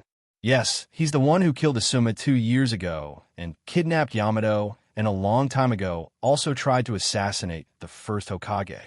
Poor Asuma, 2 years ago, on his way towards Fire Temple, encountered Kakuzu and Sasori. Kakuzu nearly had an unforgettable memory about those with high bounty. He immediately recognized him, and despite trying hard, Asuma wasn't able to tackle them much longer and was killed. Yamato was also required to Fukashi for his plans, so along with Kakuzu, he quickly captured him. Who can keep so many rebels in check? Who has such strength? Since it was an organization, Terumi knew then it must have a leader. She didn't know what strength was required to keep so many rebels in the discipline. Hearing her question, Minato immediately told him about his guess that Fukashi, who pretended to be Madara Uchiha, was most likely to be their leader. What? Uchiha Madara? How can he be still alive? Madara was Inoki's nightmare. Whenever he remembers that meeting with Madara years ago, he can't help but feel scared. I think it might be true. Terumi agreed with Minato as she quickly told what happened with Yagura and how he was controlled. Still, she didn't speak about Akagami Shanks, as telling this much was already too embarrassing. Then we should attack them right away. We can't let such a dangerous organization grow. Reikage also became a bit fearful after hearing the name Uchiha Madara. Even if he is reckless, but he is not a fool. He naturally has heard about the legends about Madara and knows how dangerous he is. This is the reason why I have invited you. I need all of your help in finding the base of Akatsuki. Only then we will be able to eradicate them. Minato looked towards everyone expectantly, and they didn't disappoint him as everyone agreed to collaborate and find the base of the Akatsuki together. After the meeting was over, the Kage didn't leave. Since they were here, they naturally wanted to see the final round of the Chunin exam. The days kept passing, and as the third exam drew near, the atmosphere became more cheerful. But no one knew that the day they were waiting so eagerly for was far more eventful than they had thought. The sun shone brightly as the fluffy clouds drifted lazily on the sky. At some distance from Konoha, 3 figures stood together as they were looking towards Konoha. This peace is a big deception. The small nations are always the ones to bear the after-effects of war.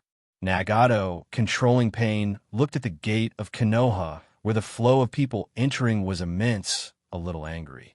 Being born in Rain Village and experiencing war after the war made him hate the great nations. They always fight for their interests, and small nations are the ones to indeed suffer. Their lands are used as a battlefield by great nations.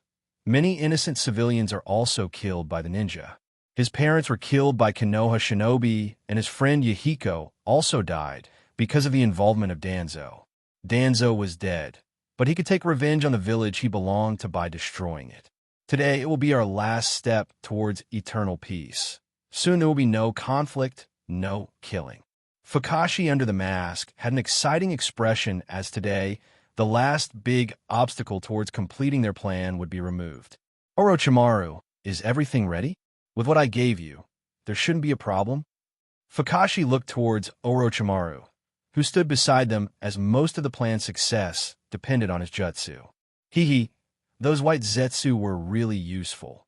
Not only my strength has increased, but my jutsu has also been perfected.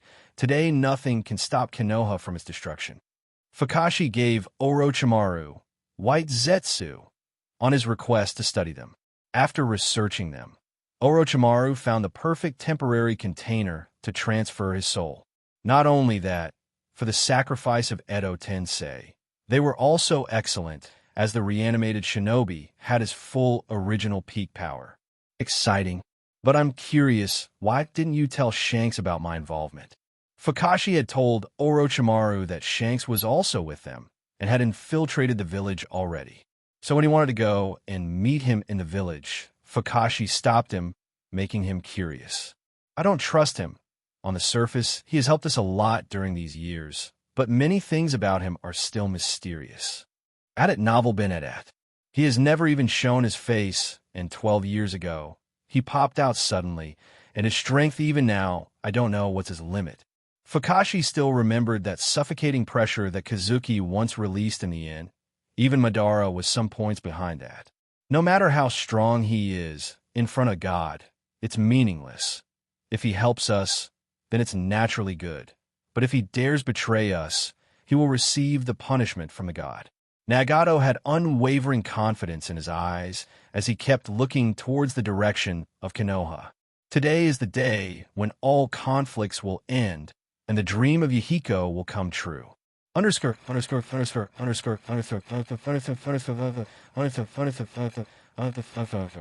Mist Village. 2 white birds were flying above the sky of Kirigakure, as on their backs stood 3 figures looking downwards. It's been a long time since I came back. Juzo, standing alone on one of the birds, looked at the village below where he once grew up. But today, he will destroy it with his own hands, making him slightly emotional. Do you know the identity of the 3 tails, Jinchuriki? Hidden inside the puppet shell, Sasori asked while looking towards him. I have placed a spy here. Let's go. Try not to alert the Katsu. Boom. Juzo, who wanted to advise them to keep a low profile, was stunned when Deidara threw white exploding spiders below. Knowing that it was too late, Juzo could only go down to attack along with Sasori and Deidara.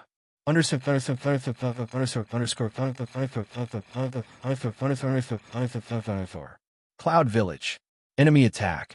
A shinobi cried, loudly, seeing the large amount of white Zetsu in front. But before he could say anything more, numerous white Zetsu pounced on him as he took his last breaths. What are you doing, you fool? Killer Bee was distributing the flyers of his concert. Since his brother wasn't here, he naturally wanted to enjoy this free time.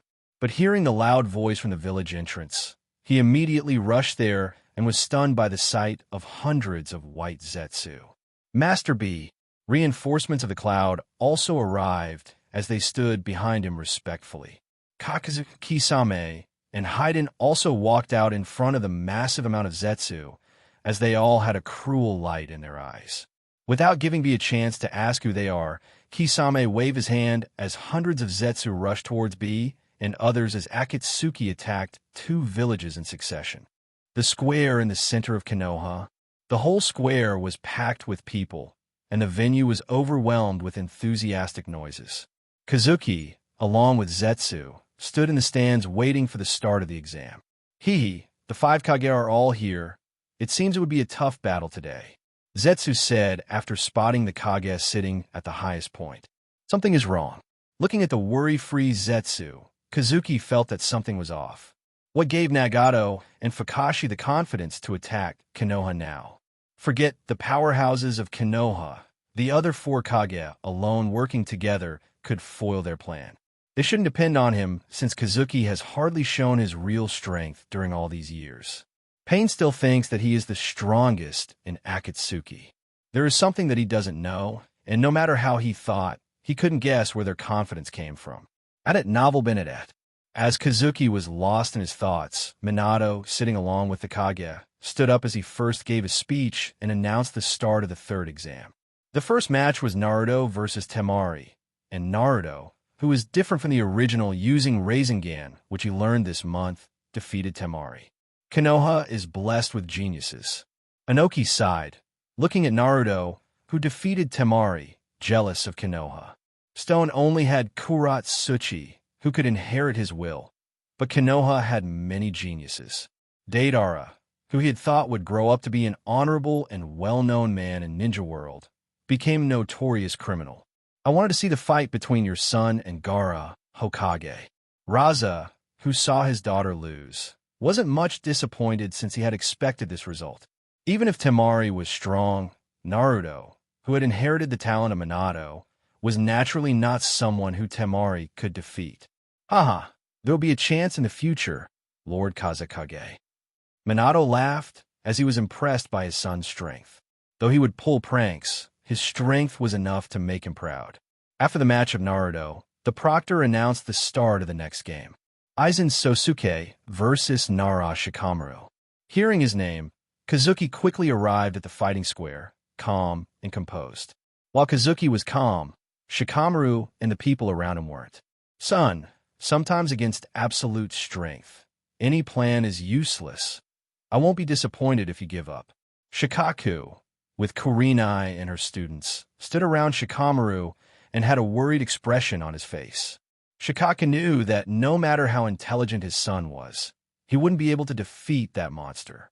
Kurenai also tried to persuade him as if it was someone else who was the opponent of Shikamaru. She wouldn't have stopped him. But Aizen was different. The same out-of-age strength and confidence as Kazuki made her stop Shikamaru. Hearing their words, Shikamaru looked towards Kazuki, who stood in the fighting square waiting for his arrival, and suddenly looked towards the sky. Sigh. Some things, even if things are drag, you can't just run away from them. Shikamaru let out a sigh and went down to fight Kazuki. Wait!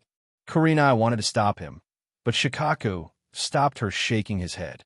You have finally grown up, son. Looking at his son, who, despite the odds, still went to fight. Even if he was worried, Shikaku felt proud. His son is not a coward.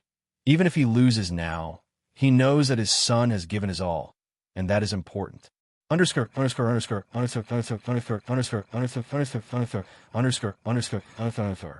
the crowd's cheers, Shikamaru arrived at the fighting square and stood at a distance of 10 meters from Kazuki. Start! As soon as the proctor's voice fell, Shikamaru took several kunai and threw them towards Kazuki. Before they could reach him, they suddenly fell. Noticing his attack was useless, Shikamaru made a hand sign, and with a burst of smoke, 2 Shikamaru appeared next to him. Running in the opposite direction, they attacked Kazuki from left and right, and real Shikamaru made another hand sign as the shadow under him began to stretch, moving towards Kazuki. Moving around, Kazuki easily dodged the clone's attacks, and sensing the dark trail on the ground, Kazuki snorted, and immense pressure was emitted from him. Boom! The whole fighting square had cracks everywhere, and even the proctor fell. The roof on which Minato and the other Kage sat also shook due to this intense pressure. Poof! The clones of Shikamaru were destroyed immediately, and real Shikamaru was on one knee panting. The crowd burst into cheers after seeing Kazuki destroying the fighting square. When did Rain have such a monster? I couldn't help but say after seeing the strength of Aizen. The rest of the Kage were also surprised and knew immediately that they had underestimated Hanzo. This ability, looking at the familiar power to destroy everything just by momentum, Minato seemed to guess something and once again looked at Aizen carefully. Missing arm, the absence of Hanzo, same ability and same absurd strength? Minato's pupils shrank as a name came into his mind. Stop the fight, Minato shouted as he stood up, and his voice spread throughout the square. The whole square was silent, and even the Kage looked at Minato in surprise. What happened, Hokage? Who sat beside him couldn't help but ask as the whole square was looking towards him for an answer.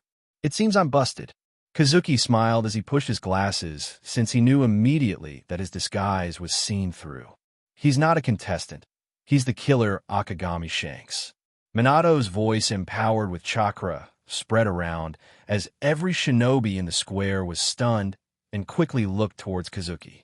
As expected of the famous yellow flash, everyone saw that the kid in front put his hand on his mask and light enveloped him. Soon the light disappeared, and a person completely different from before appeared in front of everyone. He's that. Terumi, who saw the familiar figure, had some fear in her eyes as she recognized him immediately. Akagami Shanks. Kurenai roared in anger, her blood-red eyes looking at Kazuki. Kazuki, isn't my jutsu great? Kurenai looked towards Kazuki, expecting praise, as beside her was Shizen, who was under her jinjutsu. Not bad. Yes. Haha. Kurenai cheered loudly after hearing the praise of Kazuki, and even Kazuki laughed a little, amused by her childish acts. Underscore, underscore, underscore, underscore, underscore, underscore, underscore, underscore, underscore, underscore. Seriously, you should have listened to me. Kurenai, holding her injured arm, sat on the ground as Kazuki bandaged her arm while admonishing her. I'm sorry. Kurenai, like a kid caught after mischief, apologized, keeping her head down. Listen, Kurenai, ever since we first met, you have always tried to help me in way or another, so you are special to me. I don't want to see you hurt. Be careful next time. Do you understand? Kazuki stood up after bandaging her arm, and Kurenai, who had her head down, nodded, and her face was red, and the smoke seemed to come out from her ears. Underscore, underscore, underscore, underscore, underscore, underscore, underscore, underscore, underscore, underscore, underscore, underscore, underscore. Please wake up, Kazuki. Please wake up, don't leave me. Kurenai shouted in despair, looking at the corpse of Kazuki, but it was useless. Underscore, underscore, underscore, underscore, underscore, underscore, underscore, underscore, underscore, underscore. Konoha, fighting square. In the stands, Kurenai's eyes were focused on the figure at the center of the square, and memories of Kazuki kept flashing in the mind of Kurenai. Finally, the image of the blood-stained body of Kazuki appeared. Boom! Die, you bastard! Kurenai immediately disappeared from the stands, leaving cracks on the floor, and instantly appeared in Kazuki, her mighty fist about to hit his chest.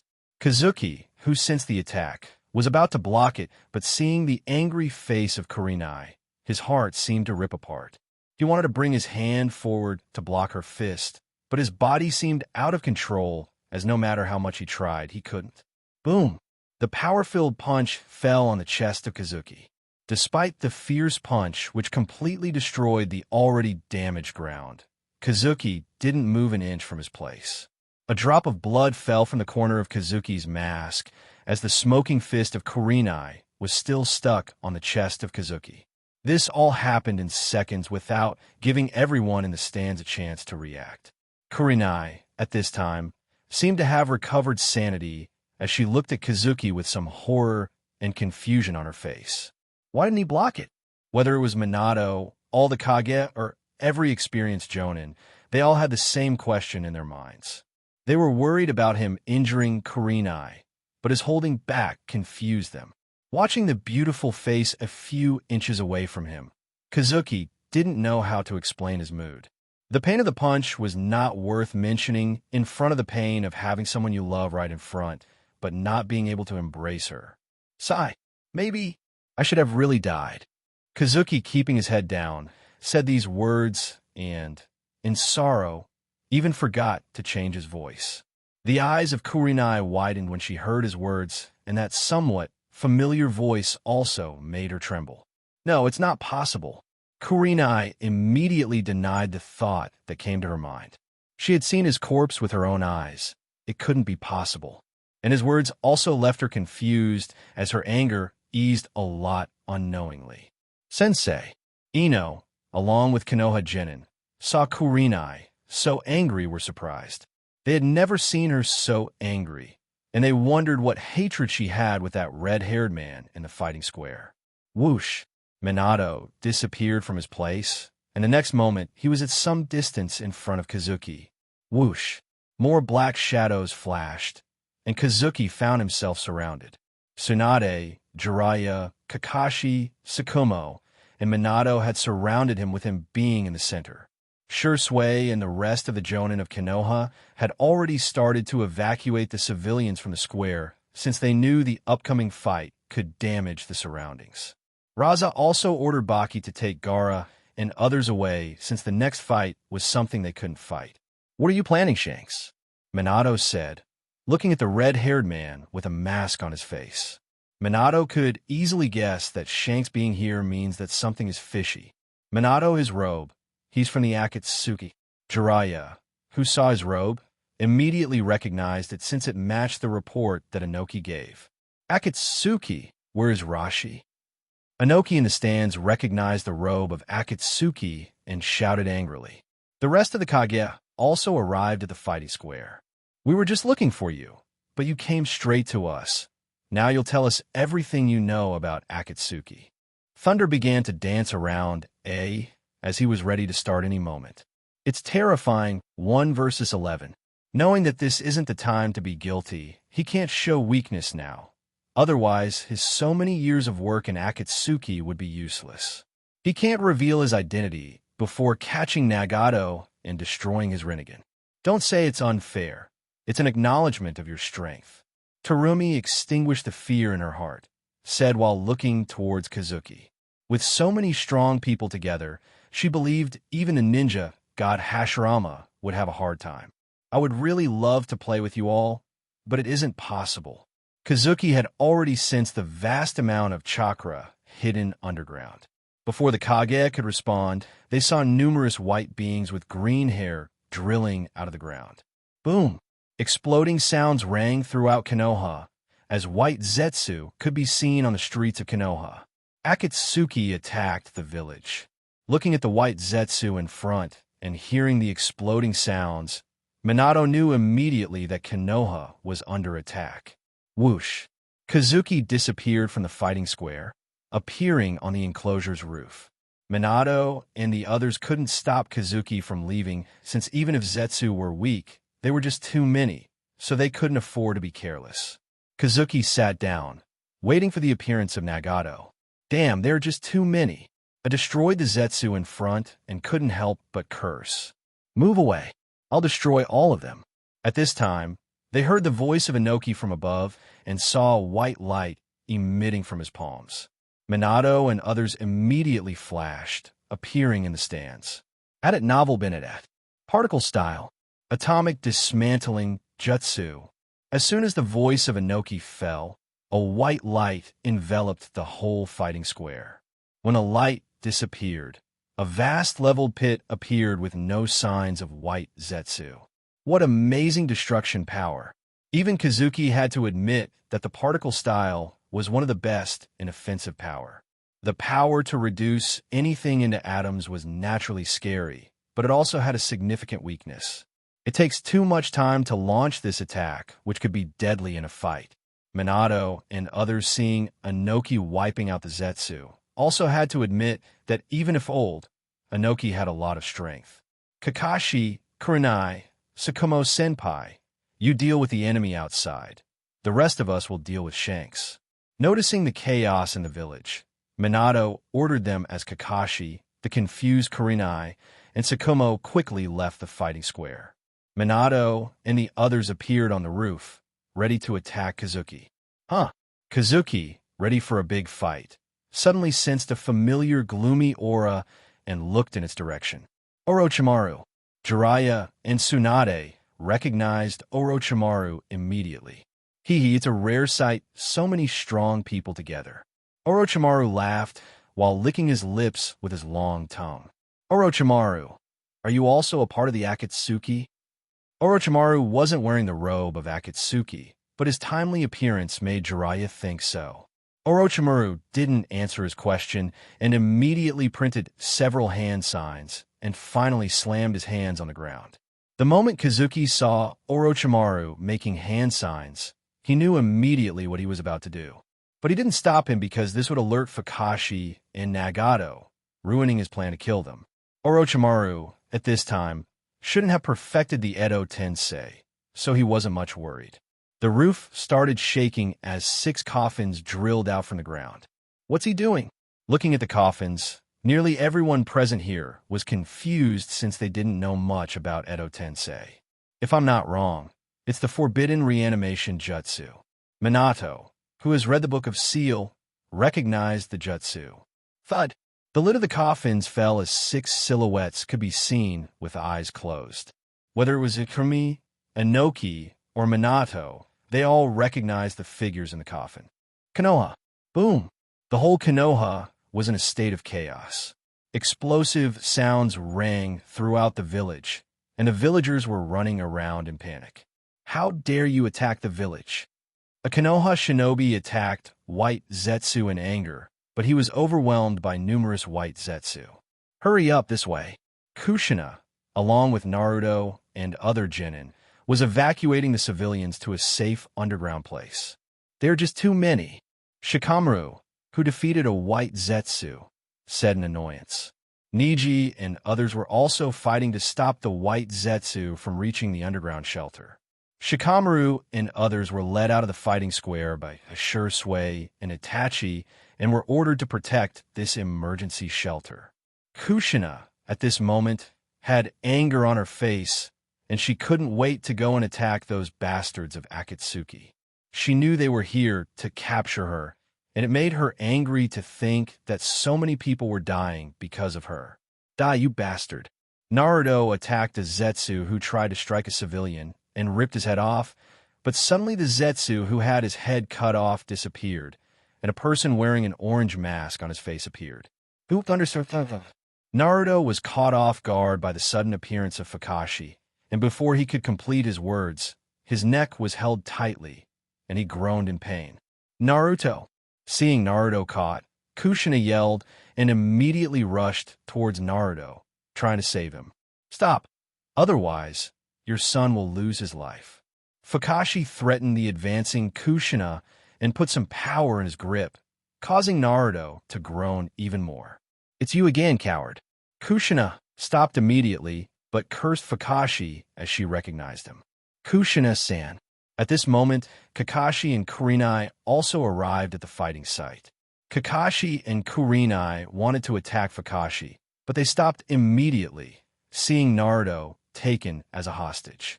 "It's up to you now, your son's life or yours." Kakashi didn't beat around the bush and gave Kushina a hard choice. Everyone who heard his word was angry, but was helpless also. Kushina, keeping her head down, struggled for a moment, and finally, a weak smile appeared on her face as she moved towards Kakashi. "No, Mom." Naruto knew immediately that his mother wanted to sacrifice herself, but Kakashi put more force, shutting him up. "Let go of Naruto." Kushina arrived in front of Kakashi as she seemed to have given up completely.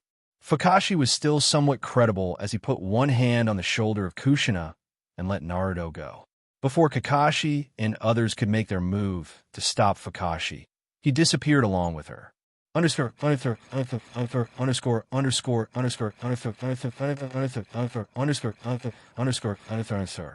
forest outside Konoha. "Why are we running, Baki-sensei?" Temari asked while looking at Baki, who was in front as they leaped from tree to tree moving forward. Beside her were Gaara and Kankuro, who were equally confused. Baki quickly informed them about Akatsuki, who was here to capture Gaara, and he was ordered to take them away. Universal pull. The four of them suddenly heard a voice, and an irresistible force pulled Baki. "Puff! Baki-sensei!" Temari cried as she was horrified by the sudden change and the sight in front. A black rod had passed through the heart of Baki, who coughed blood and wasn't able to breathe anymore. Tendo Pain flicked his hand through Baki like garbage and pointed towards Gaara and others. Universal pull. Like before, Gaara and others were also pulled forward, but the sand saved them from the black rods penetrating their hearts. "Who are you?" Gaara jumped back, keeping a distance from Pain as he inquired about his identity. Behind Tendo Pain, Kakashi holding Kushina appeared but was immediately attacked by Kushina's fists. Kakashi jumped back, avoiding her attack, and arrived beside Tendo Pain. "At it, novel Benedat." Seeing him avoiding her attack, Kushina snorted but jumped back as she looked at her surroundings. Feeling the massive chakra from Gaara and his headband made Kushina guess that he was the Jinchuriki of One Tail. Rinnegan. Kushina, who saw the eyes of Tendo Pain, was baffled. She has heard about the legend of the Eyes of Sage of Six Paths, but she never thought the legend was true. He should be Akatsuki leader. Kushina quickly guessed the identity of Pain, since only someone powerful, having Rinnegan, can control so many strong ninja. This place isn't too far from Konoha. We need to capture them quickly before the reinforcements arrive. Kakashi couldn't perform long teleportation with Kushina beside him, whose chakra was so massive, and he needed to concentrate also on long teleportation. So in a hurry, he could only teleport about 3 or 4 kilometers away from Konoha. I'll capture 9 tails. You deal with 1 tail, Jinchuriki. Pain said to Fukashi and waved his hands as shadows flashed behind him. Whoosh! How is this? Kushina saw that 5 figures wearing the same robe as Fukashi and Pain arrived near Tendo Pain. But the cause of her surprise was the Rinnegan that all of them had. Nagato didn't give her much time to think as he manipulated the puppets to attack her. Fukashi also attacked Gaara as an intense battle started. Time goes back a few minutes. Tsunade, Jiraiya, and the rest of the Kage looked at the figures in the coffin. Kazuki, who wasn't much surprised, suddenly noticed something different. How is this? Sensing the vast aura of people in the coffins, Kazuki's pupils shrank immediately. As Kazuki was surprised, the figures lying in the coffins walked out as they looked around with confusion and surprise. Aren't we dead? Where is this? Those stone faces. I'm back in the living world.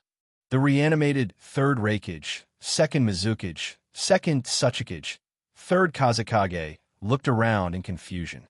Hashirama Senju looked at the stone faces and, after some confusion, recognized that he was brought back to the living world and was in Konoha. This is the reanimation jutsu. Tobarama, who was the inventor of this jutsu, after clearing his mind, recognized this jutsu immediately. The past Kage, Minato, and others said with a solemn expression on their faces. Grandpa. Tsunade was somewhat happy and fearful after seeing Hashirama. Hearing her voice, Hashirama looked back, and after looking at her for a while, he asked with some expectation, "Are you, Suna?" Hashirama asked with a smile on his face. "Is that you, Inoki?" Mu, the 2nd Tsuchikage, also recognized the old Inoki cause of his unique height. "I'm sorry to spoil your little reunion, but please get to work." Orochimaru didn't give the past Kage much time to assess the situation and made a hand sign as all the reanimated Kage found their body out of control. "Are you the caster of this jutsu?" Even if their body was out of control, Tobarama and the others could still think and talk. "Tobarama, didn't I tell you to stop developing such a jutsu?" "Shut up."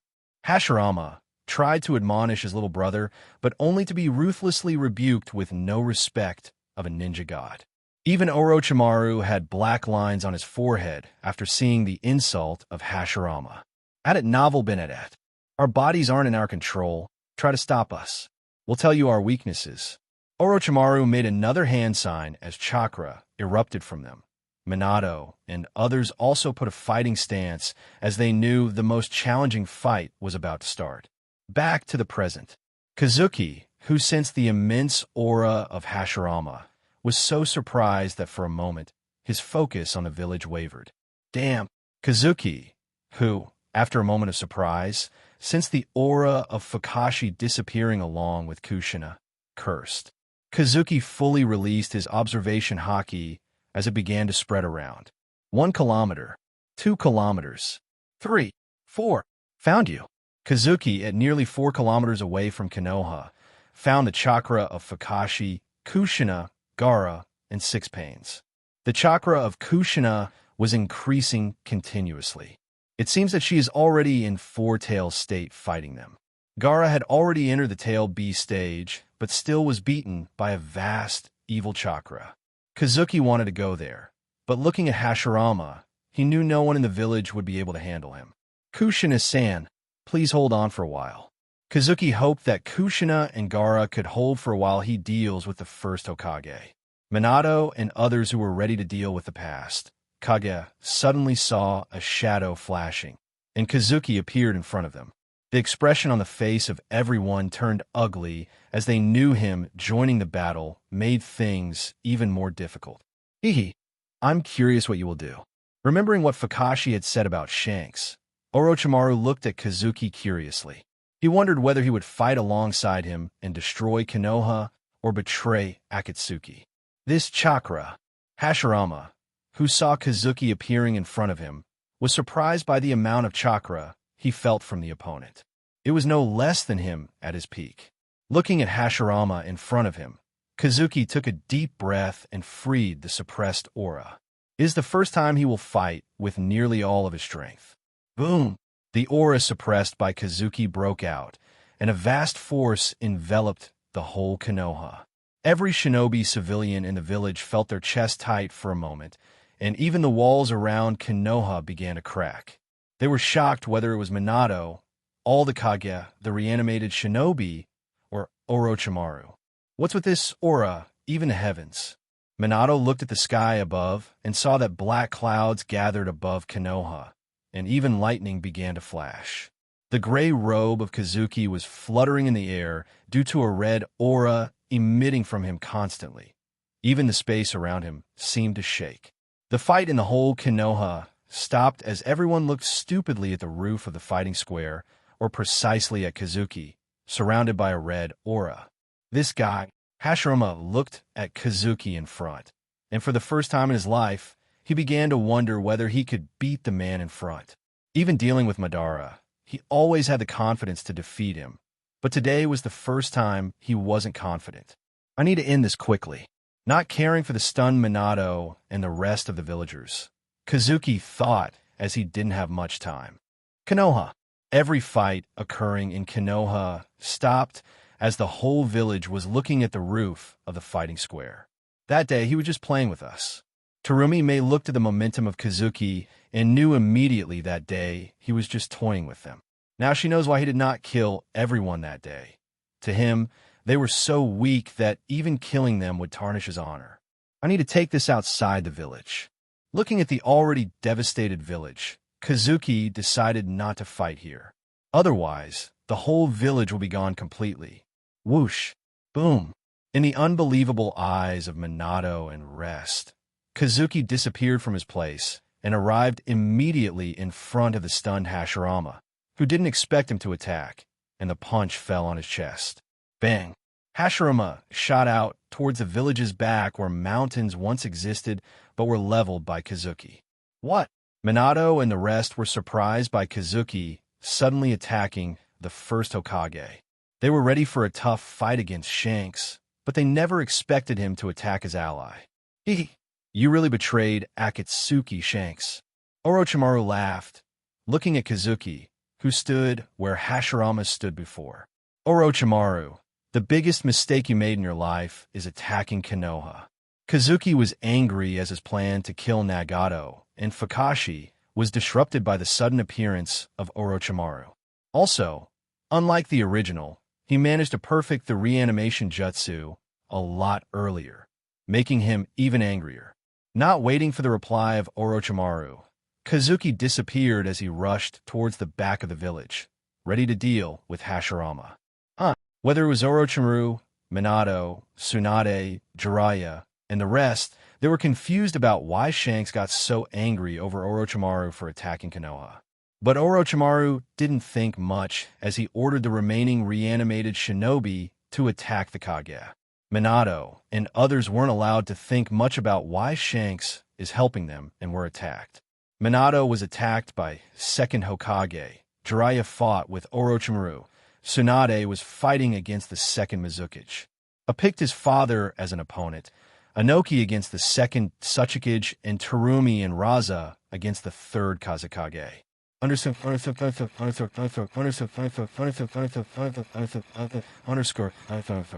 The long forest outside Konoha. Roar. Almighty push. It was a devastating sight as broken trees and deep potholes were everywhere in the fighting site. A huge repulsive force shot out from the palm of Tendo Pain as the red monster with 6 tails on its back and body covered with white skeleton flew due to the force. 9 tails is stronger than I thought. Had it novel been at? Besides the Tendo Pain, 5 broken puppets were lying as they all were destroyed by Kushina in the rampage. At some distance, another fight was taking place. A giant monster that looked like Tanuki with a tail on its back was beaten down by a black humanoid skeleton. On the head of Shikaku was Gaara, whose eyes were closed. Boom! Kakashi, controlling the Susanoo, punched Shikaku under his feet as the power of the punch woke the sleeping Gaara. The colossal monster began to disintegrate, and soon it disappeared, ultimately revealing the weak Gaara on the ground.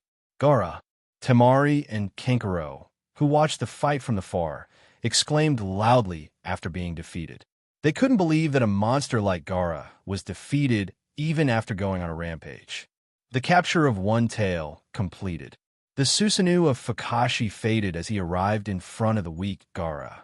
A white zetsu drilled out as Kakashi handed Gaara to him, who disappeared after taking Gaara. As expected of the Nine Tails. Looking at the Nine Tail, which even Pain was having a hard time dealing with, Kakashi had to admit that its position as the most robust tail beast was deserved. Even he didn't have the confidence to deal with Nine Tails alone. Even if he has the first Hokage cells, he still can't use the perfect Susanoo. Ultimately, he doesn't have Eternal Mangekyo, so his eye power isn't enough, so he can only use it till the third stage. The level of Itachi.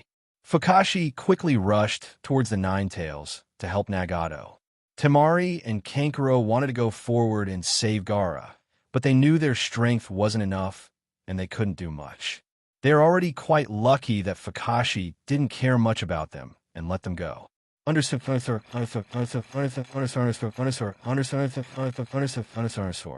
At the back of Konoha village. That was quite a punch. Hashirama stood up from the pit and rubbed his chest as he felt that punch. Haki! Whoosh! A shadow flashed, and a figure appeared at some distance from Hashirama. I never thought, after Madara and me, there could be a strong person like you. Hashirama said, while looking at Kazuki as he was a bit emotional. I don't have time to hear your praise. Let's get over with it. Kazuki removed his cloak and put on a fighting stance. Hashirama also brought his hand forward as both Kazuki and Hashirama looked at each other. The first drop of rain fell from the dark clouds above, and finally, it landed between them both. Whoosh! They both disappeared from their place, rushing towards each other as an epic fight at the back of Konoha began. Konoha! Rumble! The lightning flashed as its thunderous sound caused fear in the hearts of everyone. At the back of Konoha, boom! Both Kazuki and Hashirama arrived in front of each other as a fierce taijutsu battle started. Hashirama's right fist moved towards Kazuki's face, who, predicting it, deflected it with his hand and spun quickly as his left leg slammed towards the stomach of Hashirama. Jumping up, Hashirama dodged the leg and took out some kunai with explosive tags around them and threw them down. Useless. But Kazuki seemed to have predicted it already as his body turned dark red and shot towards Hashirama in the air. Boom! The kunai around Kazuki exploded, but they couldn't do slight damage as Kazuki arrived in front of Hashirama in the air and his fist imbued with haki slammed towards his chest. Kazuki's fist fell on the chest of Hashirama, who burst open entirely, and pieces of wood floated around Kazuki. Wood clone. Kazuki knew it immediately, but wasn't surprised since Hashirama was unlike his previous opponents. Landing back on the ground, Kazuki spotted Hashirama with his arms across his chest, who seemed to be waiting for him. You are strong, but the real fight hasn't even started. I hope you can stop me. Hashirama now was utterly sure that Kazuki really had the strength to fight him equally. He was actually happy that someone was strong enough to stop him. Otherwise, he would have destroyed his village even if he didn't want to. Hearing his words, Kazuki put his hand around the hilt of his sword as he was also about to get serious. Wood-style, deep forest emergence. Hashirama made hand signs as the whole Konoha started to shake. Towering long, thick tree roots drilled out from the ground, covering an area of thousands of meters as numerous thick tree branches moved towards Kazuki. One sword-style red dragon barrage. Adat novel benedat. Jumping in the Sur, Kazuki sheathed his sword out, and his hand turned into afterimages as he slashed multiple times. Roar! Numerous red dragons, hundreds of meters long, shot out from the blade of Kazuki as the whole Konoha was blinded by red light. The red dragons all turned into huge red slashes as they collided with countless roots and branches. Boom!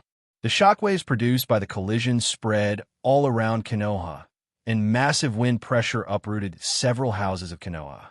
What kind of fight is this? Minato and the rest fighting the past Kage also stopped fighting since the collision shock waves reached here. Minato and others were shocked looking at the towering roots and branches and equally wide, long red dragons that could be easily seen, even from here. Now they understand why Hashirama was called the god of shinobi and why Shanks could kill monsters like Kazuki along with Sarutobi and Danzo. Orochimaru, who was fighting with Jiraiya, was also shocked as he never expected Shanks to fight on par with Hashirama. Even if you by any chance defeat the first Hokage, I still have someone who could make miracles. Orochimaru was someone who won't gamble all in one shot. He naturally has some cards left to deal with an unexpected situation. You should quickly seal us while he is holding back, big brother. Tobirama reminded the stunned Kage that even if he was shocked, he knew they would emerge victoriously with their unlimited chakra if they were not defeated quickly. Hearing his words, everyone once again started another round of fighting.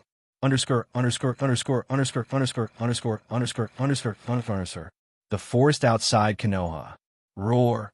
Kushina, or the massive monster with 8 tails behind, attacked the black Susanoo of Fukashi with its fists as the Susanoo of Fukashi fell down. Damn, what's with this monster? Nagato, controlling Yahiko from behind the scenes, cursed in annoyance as he coughed a mouthful of blood. Are you alright, Nagato? Conan, who stood beside him, asked him worriedly, seeing him coughing blood. 9 tails is too strong, but even though we are having a hard time, I need to seal it. A determined expression appeared on the pale face of Nagato. As for peace, he would go to every length. Don't tell me only that jutsu can completely stop the 9 tails. But you already have used so much chakra. Conan said worriedly, but Nagato didn't flinch, brought his trembling hands in front, and made hand signs. At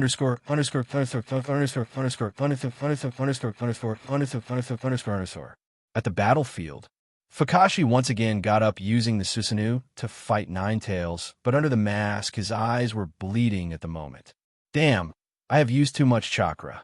Fukashi cursed in annoyance, as he never expected 9 tails to be so strong. Now he can only pin his hope on pain for a miracle. Fukashi suddenly noticed a vast chakra gathering in Tendo's pain. He saw him bringing his hands forward as a black ball suddenly gathered in his palms and soon floated upward. Chibaku Tensei! Pain roared with all of his might, and he clapped his hands together as the whole area around 1,000 meters started to shake. The ground started to break, and huge pieces of rock started to float upward. Fukashi, along with 9 tails, found himself moving upward, was stunned for a moment, but soon after recognized this jutsu. According to Madara, Sage of 6 Paths had used this jutsu to create the moon. The Susanoo around Fukashi faded, and the next moment Fukashi disappeared and appeared on the ground beside Tendo Pain. A vast rock ball began to form in the sky, and the 9 tails was stuck at the center. Roar! The 9 tails roared, trying to free itself from the considerable force binding him, but the vast rocks hitting him from time to time made it impossible. Tendo Pain didn't stop infusing chakra, as the size of the massive ball in the air kept increasing, and finally, even the 9 tails disappeared in the giant ball. It's finally done, Tendo Pain said with some emotion, looking at the massive sphere in the air. As Fukashi and Nagato finally took a sigh of relief, they noticed that the sphere in the air started to shake again as the expression on their faces turned ugly. At the backside of Konoha, it's hard to believe someone could cause such destruction with just a sword. Hashirama looked at the cut roots and trees around and couldn't help but sigh in emotion. Never had he ever thought that a sword user could release such long-scale attacks in his life. Using this jutsu, he could create forests, but it was all destroyed by a single word. At it novel Benedat. Would style would dragon jutsu. Even if he could think his body was out of control. So Hashirama once again attacked Kazuki, who stood in front. Thick branches drilled out from the ground once again. Chakra around him began to gather, and soon a 100-meter-high dragon appeared as Hashirama stood on its head. I can't delay this much longer. Kazuki, who felt the chakra of Kushina getting more and more chaotic, knew he couldn't make this fight last long. If he didn't end this soon, This would be the second time that Kushina would lose her tail beast. Even with the vitality of the Uzumaki clan, it would be tough to save her. One sword style, flying dragon. Covering his sword with haki, Kazuki slashed forward and 1,000-meter-high slash roared towards Hashirama. Even the wood dragon of Hashirama looked like an ant in front of this slash. Without any hindrance, the wood dragon was destroyed immediately, but Hashirama had long since left the head of the wood dragon. Wood-style human golem jutsu. Chakra once again gathered around Hashirama, and a substantial humanoid wood golem appeared beside Hashirama. The fist of the golem fell on Kazuki, who looked like an ant in front of it. Kazuki threw his sword in the air, and his hand turned fully dark. Boom! Kazuki's tiny fist collided with the massive fist of Golem. In the unbelievable eyes of Hashirama, the huge golem burst open immediately, and its shards flew everywhere. Kazuki jumped in the air catching the sword, and slashed towards Hashirama, still stunned. You should know that the colossal golem can even catch a tail beast bomb, but it is destroyed by the fist of Kazuki was naturally unbelievable. One sword style evening palace. A crescent-shaped 1,000-meter-high slash roared towards Hashirama. Summoning Jutsu, 5-layer Rashman. 5 massive gates with scary faces printed on them appeared in front of Hashirama as the slash collided with them. Boom! All the hell gates were divided into 2 from the middle, but Hashirama, due to obstruction, was able to save himself, moving away from the slash. The whole backside of Konoha was destroyed as large pits thousands of meters broad were everywhere. And a long slash mark continuing thousands of meters was the most eye-catching.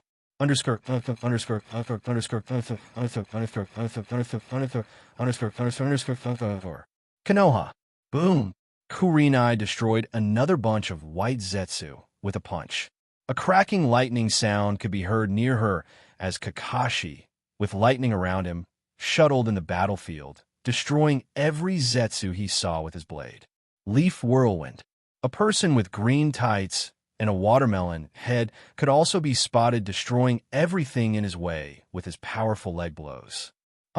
Kurinai, fighting, suddenly noticed a green slug appearing behind her, leaving a smoke trail. What's the matter? Kurinai quickly held the green slug, and after hearing its words, she turned towards Kakashi and said, Kakashi, quickly gather the sealing squad. We need to reach there quickly. Knowing that the reanimated shinobi can only be sealed, Tsunade ordered Kurinai to bring the sealing squad to help them. But who will protect the shelter?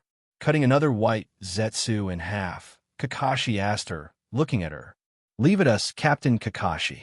At this moment, Kakashi heard an assuring voice, and he saw Shursui, Itachi, Sasuke, and half of Uchiha clan shinobi behind him.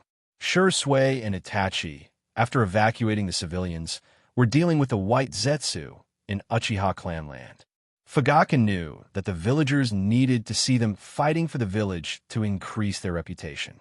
So he sent half of the clan members with Shursui while he dealt with the white Zetsu in Uchiha clan land. Then I'm counting on you, Shursui. Kakashi quickly left with Kurinai and his father to gather the sealing squad as Shursui and Itachi, along with the people of Uchiha, started a round of slaughter of the white Zetsu.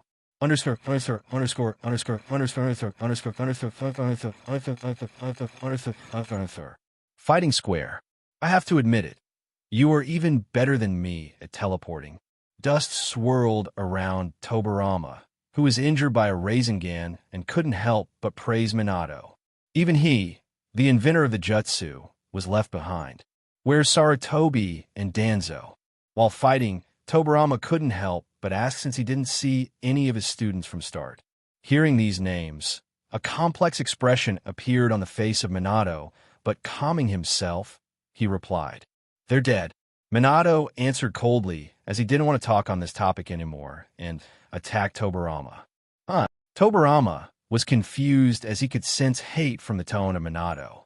Sarutobi was the 3rd Hokage, Minato, the 4th Hokage, should have respect for him, but his tone made Tobarama guess something was wrong. How many times should I tell you I'm here? That's just a mirage. The second Mizukage looked at Tsunade, a bit helpless, as even Tsunade couldn't escape from his terrifying genjutsu. The second Mizukage uses a giant clam, which can cause illusions. Bastard. Tsunade cursed and regretted that she chose to fight this bastard. Her primary ability is to smash. Dealing with illusion was never her specialty. While Tsunade was having a tough time against second Mizukage, Inoki and they were in a bind also. On my back. You have gotten old, Inoki. Inoki, floating in the air, wanted to attack Mu, but his back made him weak like always. Mu shook his head with regret, as time was really like a knife. The young and spirited Inoki turned into an old man with back pain. You have to do better if you want to defeat me. Hey, be careful. I'm about to get serious now. The third Reikage looked at his son, who attacked him constantly, but couldn't do much damage. The third Reikage brought his right hand forward as thunder chakra intensified around his hand. That's Hellstab. A, who saw the familiar stance, recognized it immediately, but he wasn't afraid as the thunder chakra around him also intensified. Today, he will defeat his father and prove that he has surpassed him. Lava style, slaying dragon jutsu. Terumi sprouted lava from her mouth as it turned into a magma dragon roaring towards the third Kazekage. The third Kazekage, who wanted to stop the attack, found gold dust drilling from the ground, enveloping him completely. The lava and gold worked together well as the third Kazekage turned into a golden statue. Phew, it's over. Seeing the immobile Kazekage, Terumi sighed in relief. The third Kazekage was known as the strongest Kazekage. Alone, she wasn't his opponent, but working together with Raza, she could defeat him. We need to seal him. This won't hold him back for long. Raza was one of the few who knew about the terror of third Kazekage, so he hoped that the sealing squad quickly seals him. Leave it to us, Lord Kazekage, Lord Mizukage. At this moment, Kurenai, along with Kakashi, Tsukumo, and the sealing squad, finally arrived. Hearing her words, Terumi and Kazekage quickly went towards Tsunade, who had a hard time dealing with the second Mizukage. Kurenai quickly instructed the sealing squad to place a red sealing tag on the golden statue as black markings covered it. After instructing them, Kurenai, Kakashi, and Tsukumo joined the fight, ready to help the Kage who had a hard time.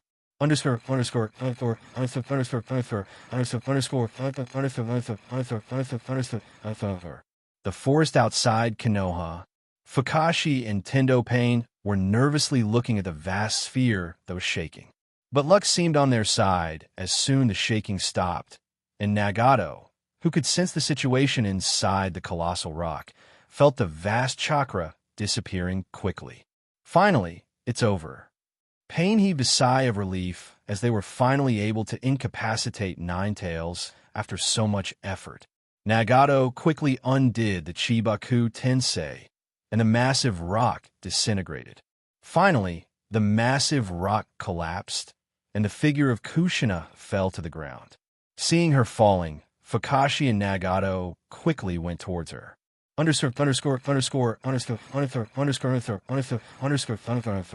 Kushina's consciousness. Hey, big stinky fox. On the floor, covered with water, Kushina shouted while looking at the massive gate in front of her. Had it novel been at? Ignore me as always. Seeing no response behind the gate, Kushina quickly arrived near the entrance and saw Kyubi with orange chakra around him. What do you want, Kushina? Even if he hates humans, Kyubi, after staying with Kushina for so long, was still generous enough to respond to her. I just wanted to talk to you, because there's not much time left for me to live. Kushina had a weak smile on her face, as she seemed to have given up completely. Go away. I have nothing to talk to you. Even Kyubi's eyes trembled for a moment when he heard her words. He could naturally see the situation outside, knowing she didn't have much time to live. From a young age, I want to be friends with you. I always want to get along with you. But I could never remove the hate inside you. I know you hate me for imprisoning you here, taking your freedom away from you. I'm in no position to ask you. But before I die, I hope you can tell me what's your real name." Kushina kept talking and remembered how scared she was when she first learned about becoming a Jinchuriki. Then she met Minato, married him, and even had a son now. During all this time, she also learned that Tail Beast also had emotions, and she always wanted to say sorry to Kyubi for imprisoning him, and if possible, wanted to know his name. After so many years, Kyubi, who heard her words for the first time, felt his parting with Sage of Six Paths. "Okay, Urama." Kyubi stood up, and, looking at Kushina for a while, finally said it with a shaky voice. Kushina, who heard his words, was so delighted that tears rolled out from her eyes, and her face had a big smile. "Kurama, then before I die, let me give you a parting gift." In the unbelievable eyes of Kurama, Kushina disappeared from her place and ripped the seal tag from the gate. "She won't die, but I need Kyubi out for future plot. Underscore.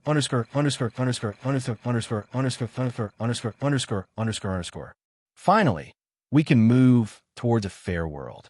Fukashi and Tendo Pain quickly arrived in front of the weak Kushina. Boom! But before Fukashi could capture her, chakra drilled out from the stomach of Kushina, and the shockwave made both Fukashi and Tendo Pain step back. The backside of Konoha. Rumble! The lightning flashed as it ultimately revealed the terrifying sight. The whole area was filled with potholes, pits, and numerous cut trees and branches. Long slash marks dividing the ground could be seen everywhere. Two figures could be seen standing at a bit of distance from each other amid the devastating battlefield. Without a Kekai Genkai, you could reach this height. I don't know how you did it. Even Madara could never pressure me this much, but I hope you can stop this jutsu. No one has ever been able to stop this attack. Be careful. Hashirama looked at Kazuki, who stood in front with admiration. Hashirama, who always believed that only with a Kekai Genkai you can reach heights like him, and Madara, knew now that he was wrong.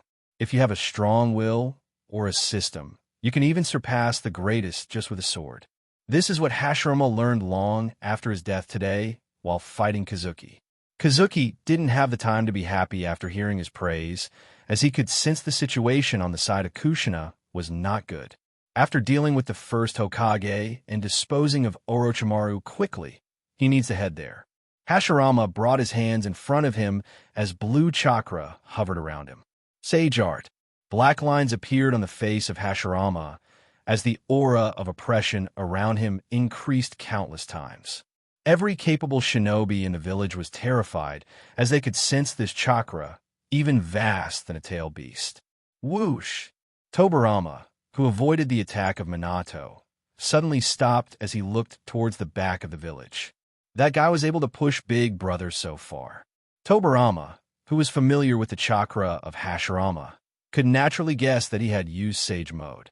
He never expected that masked guy with a single arm to push Hashirama so far. Tsunade and the rest also had a severe expression on their faces as they could also sense the terrifying chakra. The fight stopped once again as the eyes of everyone were focused at the back of the village. Sage Art Shinsu Senju. Konoha started to shake as they all saw a scene that they could hardly believe. A big Buddha thousands of meters high appeared with thousands of arms behind it. That's God of Shinobi Hashirama. Minato looked at the big Buddha in front of which even Ninetails looked like an ant in his memory. He could now understand why Hashirama could catch all tail beasts single-handedly. Hashirama, who stood in front of the giant Buddha, again made a hand sign. The giant Buddha started to move, and thousands of hands slammed towards Kazuki. Clink! Kazuki put his sword back in the scabbard quickly and made single-hand signs. Multi-shadow, clone jutsu. Poof! This! Hashirama was stunned by the sight in front of him. Nearly thousands of Kazuki appeared in front of him. Thousands of hands, then what about thousands of slashes? Kazuki said with a smile on his face under the mask, looking at Hashirama. You! Hashirama, who heard his words, seemed to guess something, but he saw an unbelievable scene before completing his remarks. Swish, swish! All of the shadow clones quickly pulled out their swords and slashed towards the giant Buddha as a sound that could be heard clearly spread throughout the village. One sword style. Thousands of slashes. The terrifying wind pressure roared like a dragon, blowing away the dark rain clouds that had built up in the sky. In front of the giant Buddha, thousands of red slashes about the same height as the Buddha appeared as they all seemed to cut open the space. The whole dark sky turned red, and everyone present looked at the red sky in stupidity. Finally, the slashes and the numerous Buddha hands collided as even the void seemed to split like a broken mirror. Boom, boom. Booming sounds rang throughout the village as even wind storms appeared at the point of collision. It was a sight of hell, red light, and the wood shards were everywhere, and even Minato and others were affected by the shock waves of the attack. Damn, this will destroy the whole village. Tsunade cursed, saving herself from the fierce wind pressure. Several big houses were uprooted, and one of them flew high and hit the stone face of Sarutobi, destroying it immediately. Hee. But no one had time to notice it since they were having a hard time saving themselves. Finally, the shock waves caused by the attack began to weaken as, at the leading fighting site, a terrifying scene could be seen. The big giant from before was nowhere to be seen. I never thought I would lose. Hashirama had dust swirling around him as his whole right side had vanished as he lay in a pit looking at the rainy sky. Poof! All the shadow clones of Kazuki vanished as Kazuki finally sighed in relief. Kazuki quickly moved towards him as Hashirama felt a shadow over him. Haha, if Madara knew that I lost to someone else than him, he would really have been angry. Hashirama laughed, looking at Kazuki, who stood in front of him. Kazuki looked at him, wanting to see how fast he was recovering. Kazuki noticed that the Hashirama was recovering, but the speed was too slow, maybe due to hockey. Kazuki held Hashirama and put him on his shoulder. Boom! Putting force under his feet, Kazuki shot towards Minato and others, leaving a red trail in the air. Minato and the rest, who finally stood up since the fierce shock waves had stopped, suddenly noticed something. Boom! A figure fell in the middle of them, destroying the ground underneath. He won, but when they saw the person, or more precisely Hashirama, on his shoulder, they all felt like they were in a dream. Thud! Kazuki threw the incapacitated Hashirama on the ground as he looked at the sealing squad. Seal him before he recovers. Had it novel been at? Kazuki said to the sealing squad as they looked at Minato for confirmation, who, after hesitating for a while, nodded. The seal squad quickly got to work, and Hashirama was sealed soon. Just who are you? Minato couldn't help but ask loudly as, just like him, everyone around him was confused. If he was an enemy, then why did he help them? That day, was it really you? Tsukumo came forward and looked at Kazuki with a complex expression on his face. He didn't know whether he should hate this guy in front or not. He was the one who saved his life, but he was also someone who killed a hero of Konoha. Kazuki, under the mask, had a sad expression on his face after hearing everyone's question. He desperately wanted to remove his mask, but the guilt of deceiving them made him unable to do so. Shanks, you really went beyond my expectations. Even the first Hokage couldn't defeat you. At this moment, silence on the battlefield was broken by the laughter of Orochimaru, who looked at Shanks with shock and curiosity. But even if you have defeated the first Hokage, there's still someone who can fight you and might even beat you, because just like you, he was someone who could make miracles. Kazuki, who wanted to shut Orochimaru right away, suddenly stopped as he became curious about who he was talking about. Could it be? Kurenai, who heard Orochimaru's words, suddenly had a thought as her pupil shrank. Orochimaru slammed his hands on the ground. In the curious eyes of everyone around, 2 more coffins rose up from the ground. The forest outside of Konoha. Rumble. The rain fell constantly, and lightning would also flash from time to time. The forest around 1000 m has been wholly razed as deep potholes and pits could be seen everywhere. Boom! Both Fukashi and Tendo Pain jumped back, avoiding the sudden shock wave that suddenly shot out from Kushina. This mad woman. Fukashi, who looked over and saw chakra continuously pouring out from her stomach, cursed in anger. What's happening? Pain looked towards Fukashi since he wasn't able to understand. Even if he was an Uzumaki, Nagato didn't spend much time with his clan, and even Jiraiya couldn't teach him much about sealing jutsu. So his knowledge of sealing jutsu was lower than Fukashi, who learned everything Madara left behind. So not understanding the situation in front, he couldn't help but ask. That madwoman broke the seal of Kyuubi. Fukashi gritted his teeth in anger, and under the mask, his red eyes were even more crimson. Why is it so difficult to make a fair world? Fukashi had a mental breakdown due to frustration. Damn! Nagato cursed in annoyance because he knew it was too late to stop anything now, and he might have to fight again. The chakra pouring out from his stomach began to solidify, and soon, a giant orange fox with 9 tails behind it appeared in front of Fukashi and Nagato. Kurama, hope. One day someone can remove all that hate from you. Kushina's breathing was uneven, but she still had a smile on her pale face, happy for Kyuubi. Looking at the weak Kushina, Kyuubi, even after getting his freedom, didn't seem happy at all. His angry eyes spotted Fukashi in pain, and the next moment anger took over him completely. Roar! Kyuubi attacked both of them frantically. With difficulty, dodged his attack due to extreme chakra consumption earlier.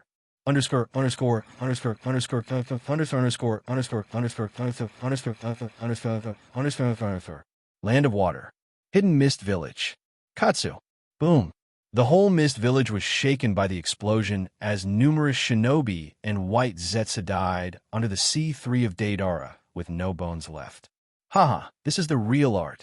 Looking at the fantastic fireworks, Deidara laughed crazily, not caring for those burned in it. Don't cause too much trouble. Let's go. It's time to leave.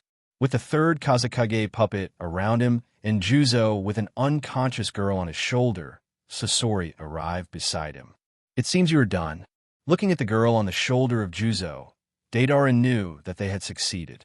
Mist is really weak. This girl couldn't even use the chakra of Tail Beast. Sasori spoke with contempt as he never expected the shinobi and the Jinchuriki of Mist to be so weak. Let's go. We can't stay here much longer. Juzo behind them reminded, since it was the order of the pain to quickly leave after completing their task, lest any trouble rises. Deidara made 2 white birds as the 3 quickly left the devastated village due to the enormous fight earlier.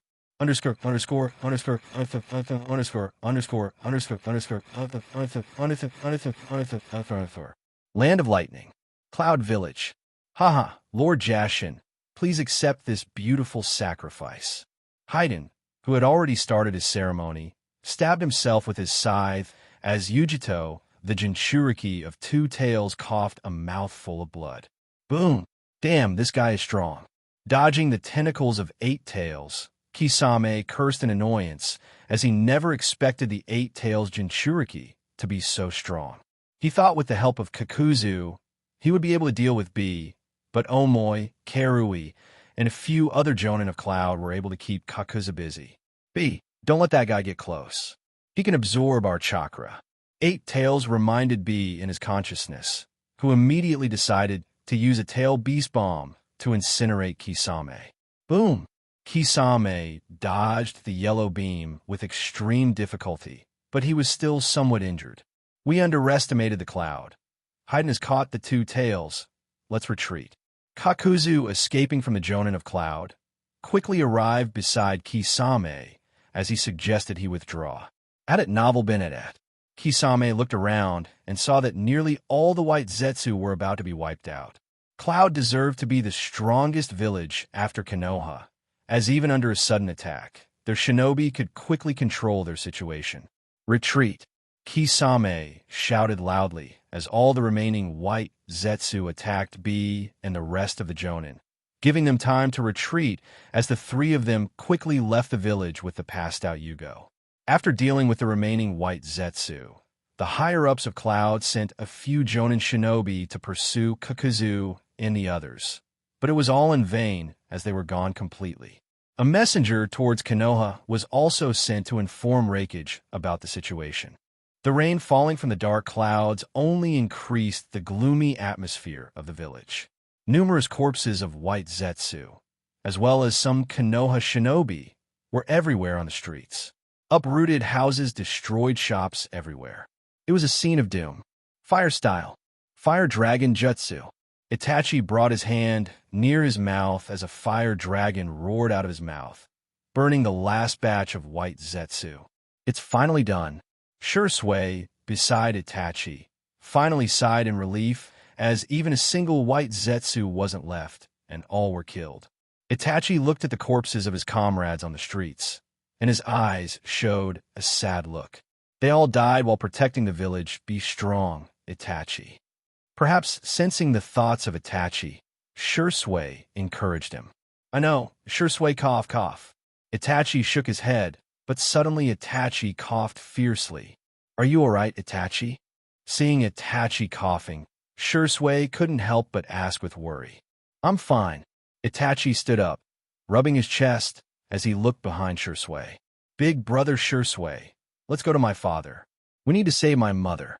At this time, Naruto and the Konoha Chunin arrived near Shursui, his face full of worry. Don't worry too much. Your mother isn't weak, Naruto. Shursui rubbed the head of Naruto, encouraging him. Shursui, after ordering a member of Uchiha clan to look for the injured, left towards the fighting square along with Itachi and Konoha 11.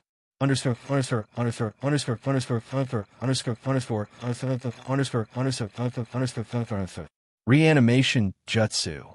Orochimaru shouted as two coffins rose up from the ground. Don't even think about it. Minato wanted to stop Orochimaru, but was stopped by Tobirama, and the rest also had the same result. Kazuki, who could stop Orochimaru, didn't do so since he became a little curious about who Orochimaru was talking about. Thud. The lid of the coffins fell down as everyone spotted two figures in it. That's whether it was Kakashi or Kurenai. They suddenly seemed to be struck by lightning after seeing one of the figures. Black kimono, with black hair and some red hair in the front and the face, which even if years had passed, they could still recognize it quickly. I know jutsu shouldn't work, so worry not and just wait for the expression on the face of Orochimaru. Kazuki. The eyes of Kurenai were wet as, with a slightly choking voice, she said the name of the person in the coffin.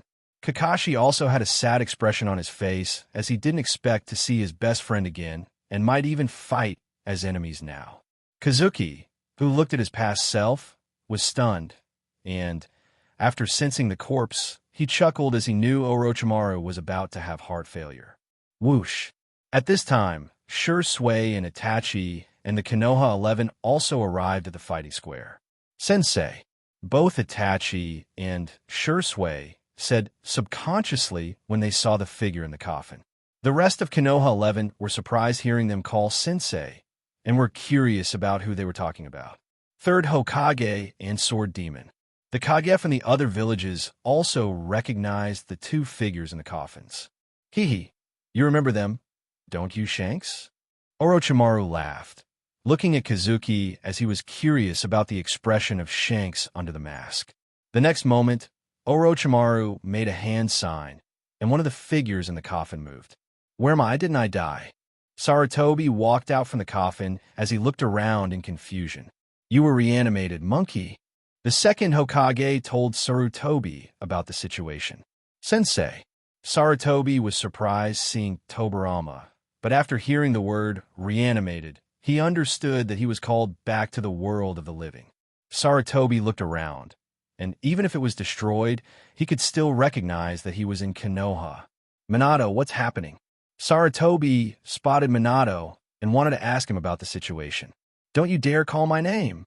But contrary to his expectations, Sarutobi was rebuked by Minato harshly. Sarutobi was stunned for a moment, but he sighed as if remembering something. Sigh.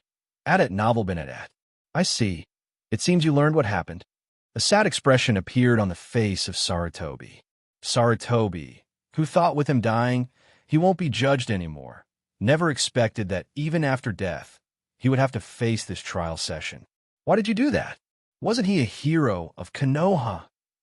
At this time, Kurenai came forward and yelled at Sarutobi with anger on her face. Hearing her words, Everyone who had a close relationship with Kazuki began to feel anger. I admired you, but you were behind the killing of my clan. Now, I even doubt whether Nawaki died in the hands of the enemy. Tsunade also came forward and yelled at Sarutobi. Sarutobi sighed once again after he heard the words of Kurenai and Tsunade, but he didn't dare to explain anything. He looked towards Kakashi, Sakumo, Jiraiya, and everyone he knew, but only found hate in their eyes. Killing the clan? What are you talking about, Tsunade? Tobarama, who heard the words of Tsunade, was confused as he couldn't help but ask. The other Kage and even Orochimaru picked up their ears, wanting to know what happened. Even if Mitokado and Koharu were executed in front of the whole village, they were only tagged with the crime of betraying Kazuki, and more details were kept a secret. It's not that Minato didn't want to announce it, but announcing it could have caused a rebellion from Konoha shinobi. In this world, where death was a common thing, what was the thing that drove a shinobi to fight? If they found what they were fighting for was a big lie, the consequences would be terrible. Tsunade quickly explained what the members of F4 did to Senju clan, Sakumo, and finally told the truth about Kazuki. For his rule, he even tried to kill a hero who helped Konoha win the war and save the lives of numerous shinobi. Tsunade quickly explained what happened as the expression on the face of Tobarama became more and ugly. Sarutobi, I regret even taking you as a student. Tobarama, even if he was angry, knew there was no point in crying over it and could only express his disappointment while shaking his head. The fighting square. At this time, the eyes of everyone present were fixed on Sarutobi, who stood between them, ashamed. I never thought Sword Demon was a victim of inner conflict. Terumi, who heard the whole matter from Tsunade, couldn't help but sigh in disappointment. The one she wanted to surpass died in the hands of his own people. Terumi didn't know what to say anymore. Adet Novel Benedet. Konoha deserves to be the strongest. Instead, then, cherishing, you will even kill a hero of your village for your rule. Raikage was disgusted by what Sarutobi tried to do. To Raikage, even if he had an unbeatable enemy, he would try to defeat him by his own strength.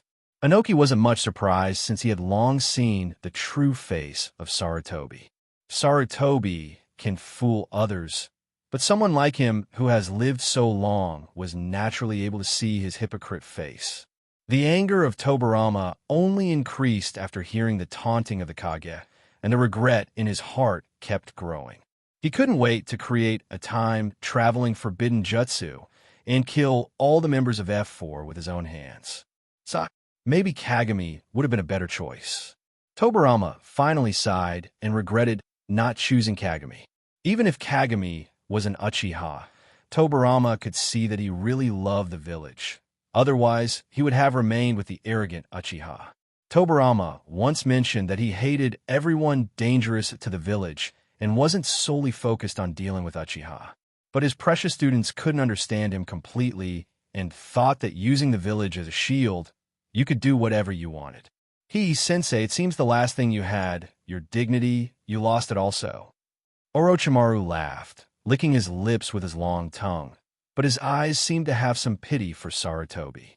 Never had he expected that one day Sarutobi would be humiliated like this. Did Kazuki tell you all this? Sarutobi's mind was in a mess, but he still wanted to know where Kazuki was. Maybe apologizing to him can help him retain a little dignity. What are you talking about? He died because of you? Look behind you. Hearing Sarutobi calls Kazuki's name, Kurenai angrily pointed Sarutobi towards the second coffin. Whenever she hears the name of Kazuki from this hypocrite's mouth, she gets riled up. He doesn't even deserve to say his name. Die! Sarutobi was confused, but he still looked back subconsciously, and the next moment his eyes seemed to pop out from his sockets. How is this? Sarutobi, in astonishment, couldn't say much, but his face full of surprise looking at Kazuki in the coffin. Why don't we ask Kazuki himself? Seeing the bewildered Sarutobi, Orochimaru laughed once again and made a hand sign. All the eyes were fixed on the figure in the coffin at this moment. Thud! But the next moment, they saw the figure in the coffin falling on the ground as dust scattered everywhere on the ground, and between it was a corpse of white Zetsu. What? How is possible? Orochimaru, who saw this scene, was stunned as his long tongue was left outside due to shock, and he began to think whether the jutsu he performed was wrong, but quickly denied it since his jutsu was perfect. What happened?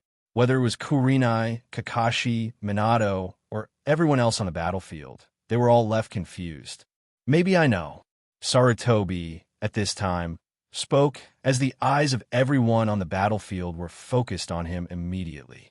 That day, Danzo and I ambushed Kazuki at the border of the Land of Fire, but his strength was somewhat beyond our expectations. Everyone listened carefully as they were afraid to miss a single word. According to our plan, we launched a sneak attack on him that we thought would kill him for sure. But all it took was an arm of Kazuki, and after that, we saw something terrible. Kazuki suddenly began to emit a crimson aura, and his body began to change. Sarutobi seemed to have fear in his eyes remembering that, but nonetheless, he still continued. His hair turned red, and even his height increased a lot. After that, Kazuki beheaded Danzo in front of me, and I was stabbed in the heart by him. The whole battlefield had a pin-drop silence as the hair of everyone on the battlefield stood up. Sigh. Sarutobi, after announcing the whole matter, sighed once more and looked subconsciously towards his left. You, seeing the man with a mask, a single arm, and red hair, Sarutobi was left stunned. Everyone subconsciously looked towards the direction which Sarutobi looked at due to his sudden, surprising voice and was also bewildered. Fighting square. You, Sarutobi, who looked subconsciously towards his left, was stunned after spotting the red-hair one-armed man. Everyone followed him and looked but was left bewildered also. No. How? Looking at the red man with a mask covering his face, Kurenai's mind was blank. Had it novel been at? She kept looking at the red-hair man, her hands trembling and her eyes full of shock. This can't be. Kakashi was full of emotion and couldn't believe this, but his mind also began to work. Why was he left alive that day? He understood everything immediately. Minato, Tsunade, Jiraiya, and Tsukumo were also looking at the masked man, hoping to find something familiar. Sigh. On the silent battlefield, a sigh full of helplessness was heard by everyone. The fast breeze blew the wet hair of Kazuki as he brought his hand near his mask. In the unbelievable eyes of Kurenai and the rest, the mask began to move away, and a handsome, mature face with a sad expression appeared in front of everyone. Kozuki, Kurenai said with a choking voice, and the beautiful face was filled with tears.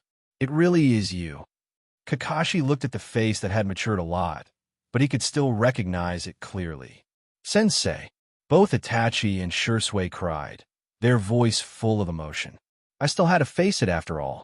Looking at the tearful face of Kurenai, Kazuki said and thought, maybe he should have trusted others. All he wanted to do was solve everything by himself and keep them safe and happy, but he failed miserably in both. He underestimated his importance to them and only caused them pain and suffering.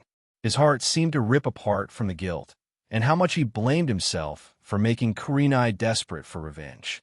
Kurenai, who heard his words, finally seemed to calm down and strode towards Kazuki and soon arrived in front of him. Sensing Kurenai right in front, Kazuki didn't dare lift his head and look at her. Boom! Cough! Kazuki suddenly coughed a mouthful of blood as a punch filled with infinite power slammed on his chest. Why? Why didn't you come back? Why? Boom, boom.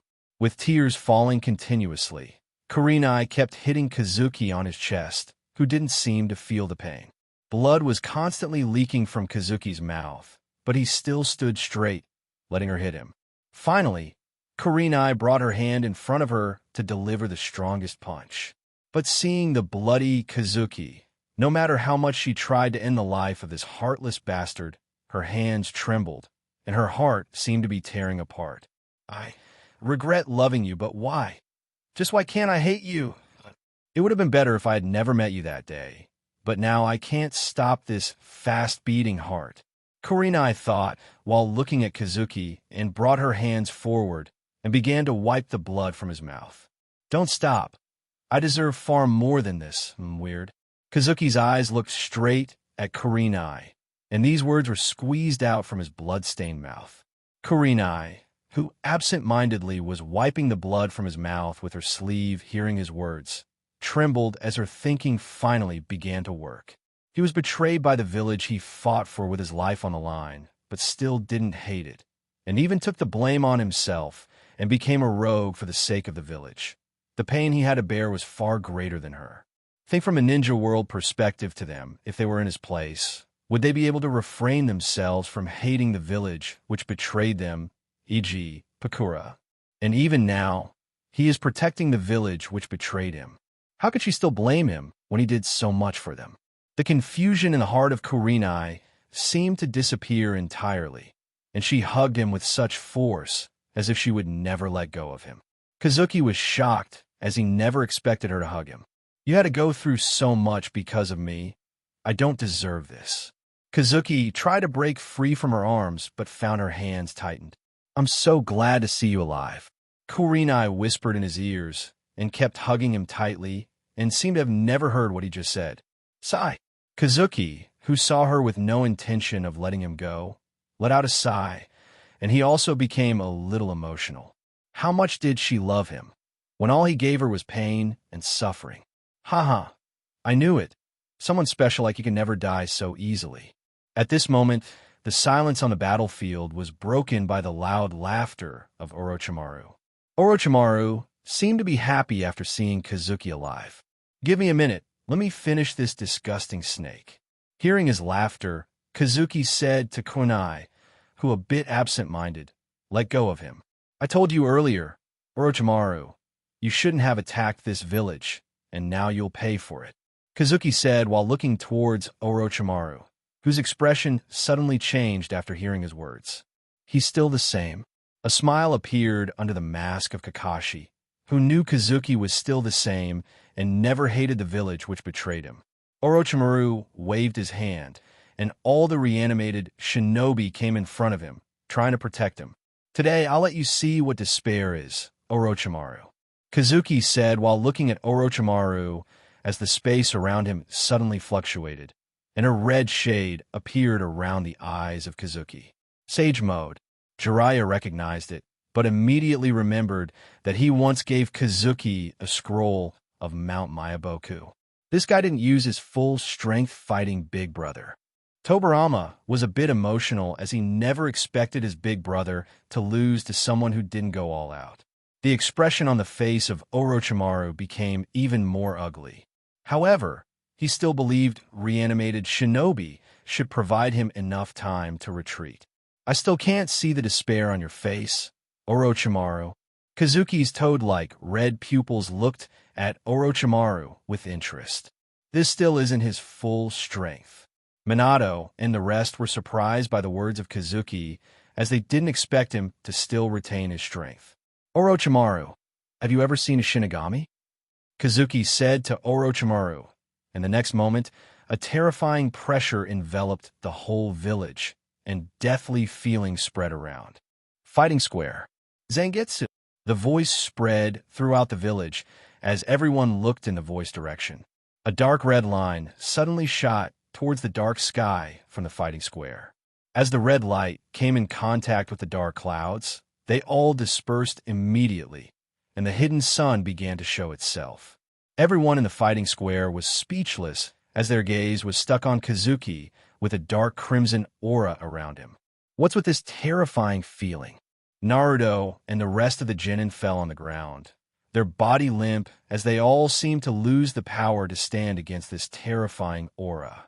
Soon, the dark crimson aura surrounding Kazuki began to dissipate, and a figure of Kazuki appeared in front of everyone. This, whether it was Minato, Kurenai, Kakashi, or the rest, all of them didn't have words to describe the powerful aura radiating from Kazuki. That's a Shinigami. Orochimaru looked at Kazuki, and remembering his words, he understood what Kazuki had become now. Black Haori with a white cloth binding it on the waist, and in the right hand of Kazuki was a black and silver oversized sword with white bandages coiled on its hilt. This power, Kazuki, who also used Shurkai for the first time, was impressed by the boost of the power. He unlocked the Shurkai form when his template reached 20% but had never tried it before. But now, he could feel that his strength in this form has taken a significant leap, and remembering the 6 paths Madara in his memory, Kazuki believed that his power was at least equal to him. More importantly, his haki has taken an enormous leap. Haki is also a kind of spiritual power, so with the Ryatsu, it was amplified. Orochimaru, any last words? Finally, after getting used to this sudden increase in strength, Kazuki floated in the air and said to Orochimaru. Orochimaru wasn't much shocked seeing Kazuki flying since flying seemed reasonable in front of this transformation. I regret not catching you before. With disappointment on his face, Orochimaru told his regret to Kazuki. If he had planned to catch Kazuki when he wasn't this strong, maybe he would have this strength today. But I'm not that easy to defeat. Even if he knew he couldn't defeat Kazuki, Orochimaru wasn't someone who would give up.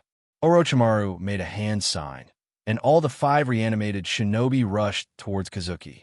Kakashi wanted to go forward and help Kazuki, but Minato stopped him, shaking his head. Will only be a hindrance to him. Minato said to Kakashi since he knew with their strength, they would only get in the way of Kazuki. Whoosh! Swish! Swish! A crimson light flashed with an air-cutting sound as Minato and the rest all saw Kazuki disappearing from the air and reappearing at a bit of distance from Orochimaru. But behind him, whether it was 3rd Raikage, 2nd Mizukage, Sarutobi, Tobirama, and Mu, all of them had shock expressions on their faces. A line soon appeared from the head to bottom of every reanimated shinobi, as they all were divided into 2. The next moment, dust scattered around, and 5 divided corpses of white Zetsu fell on the ground. The souls of the previous Kage were immediately surrounded by a white light, but even the souls had shocked expressions. They couldn't understand what had happened. They only saw a red light flashing. Then they were divided into 2. The most significant improvement that Kazuki got was his speed.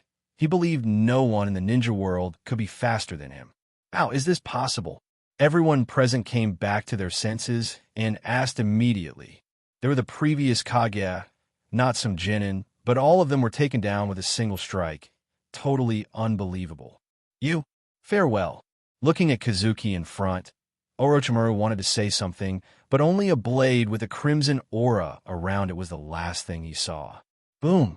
Red energy completely enveloped Orochimaru, and no sign of Orochimaru could be seen when it dissipated. That's it, it's over. Jiraiya couldn't help but say as all it took were a few seconds. The opponents they all couldn't defeat were all taken down in a matter of time.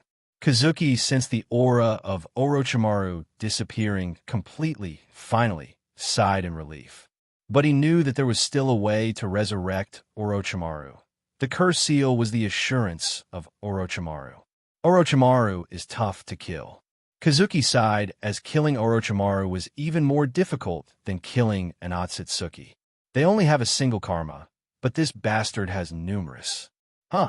Kazuki suddenly sensed the aura of Kushina weakening, and a solemn expression appeared on his face. Whoosh! Kazuki appeared in front of Minato, stunned by his sudden appearance. Kazuki-kun, I understand. Minato-san, we don't have time. Please take me to Kushina-san. Kazuki didn't let Minato complete his words as he quickly said to Minato, Kushina, what happened to her?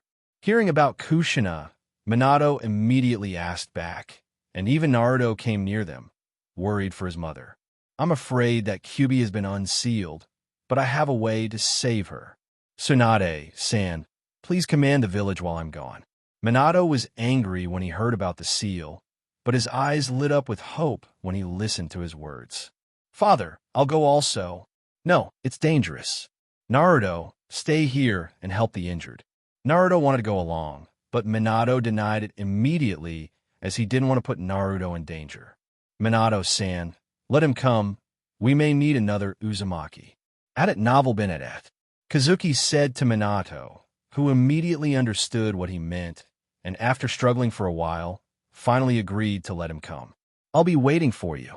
Minato put his hands on the shoulder of Kazuki and Naruto, And when they were about to leave, Kazuki suddenly heard a voice full of expectations from behind. "Worry not, I will be back this time." Kazuki turned around and said to Kurenai with a smile on his face, as the next moment he disappeared along with Minato and Naruto. Hello, everyone! As we wrap up this video, I want to share a quick note. I have a Patreon account. If you'd like to support me and enjoy on-demand audiobooks, you can become a Patreon member. Alternatively, you can check out my Google Drive link, which has 500-plus novel audiobooks available through my Ko-fi or Patreon shop. I appreciate your support.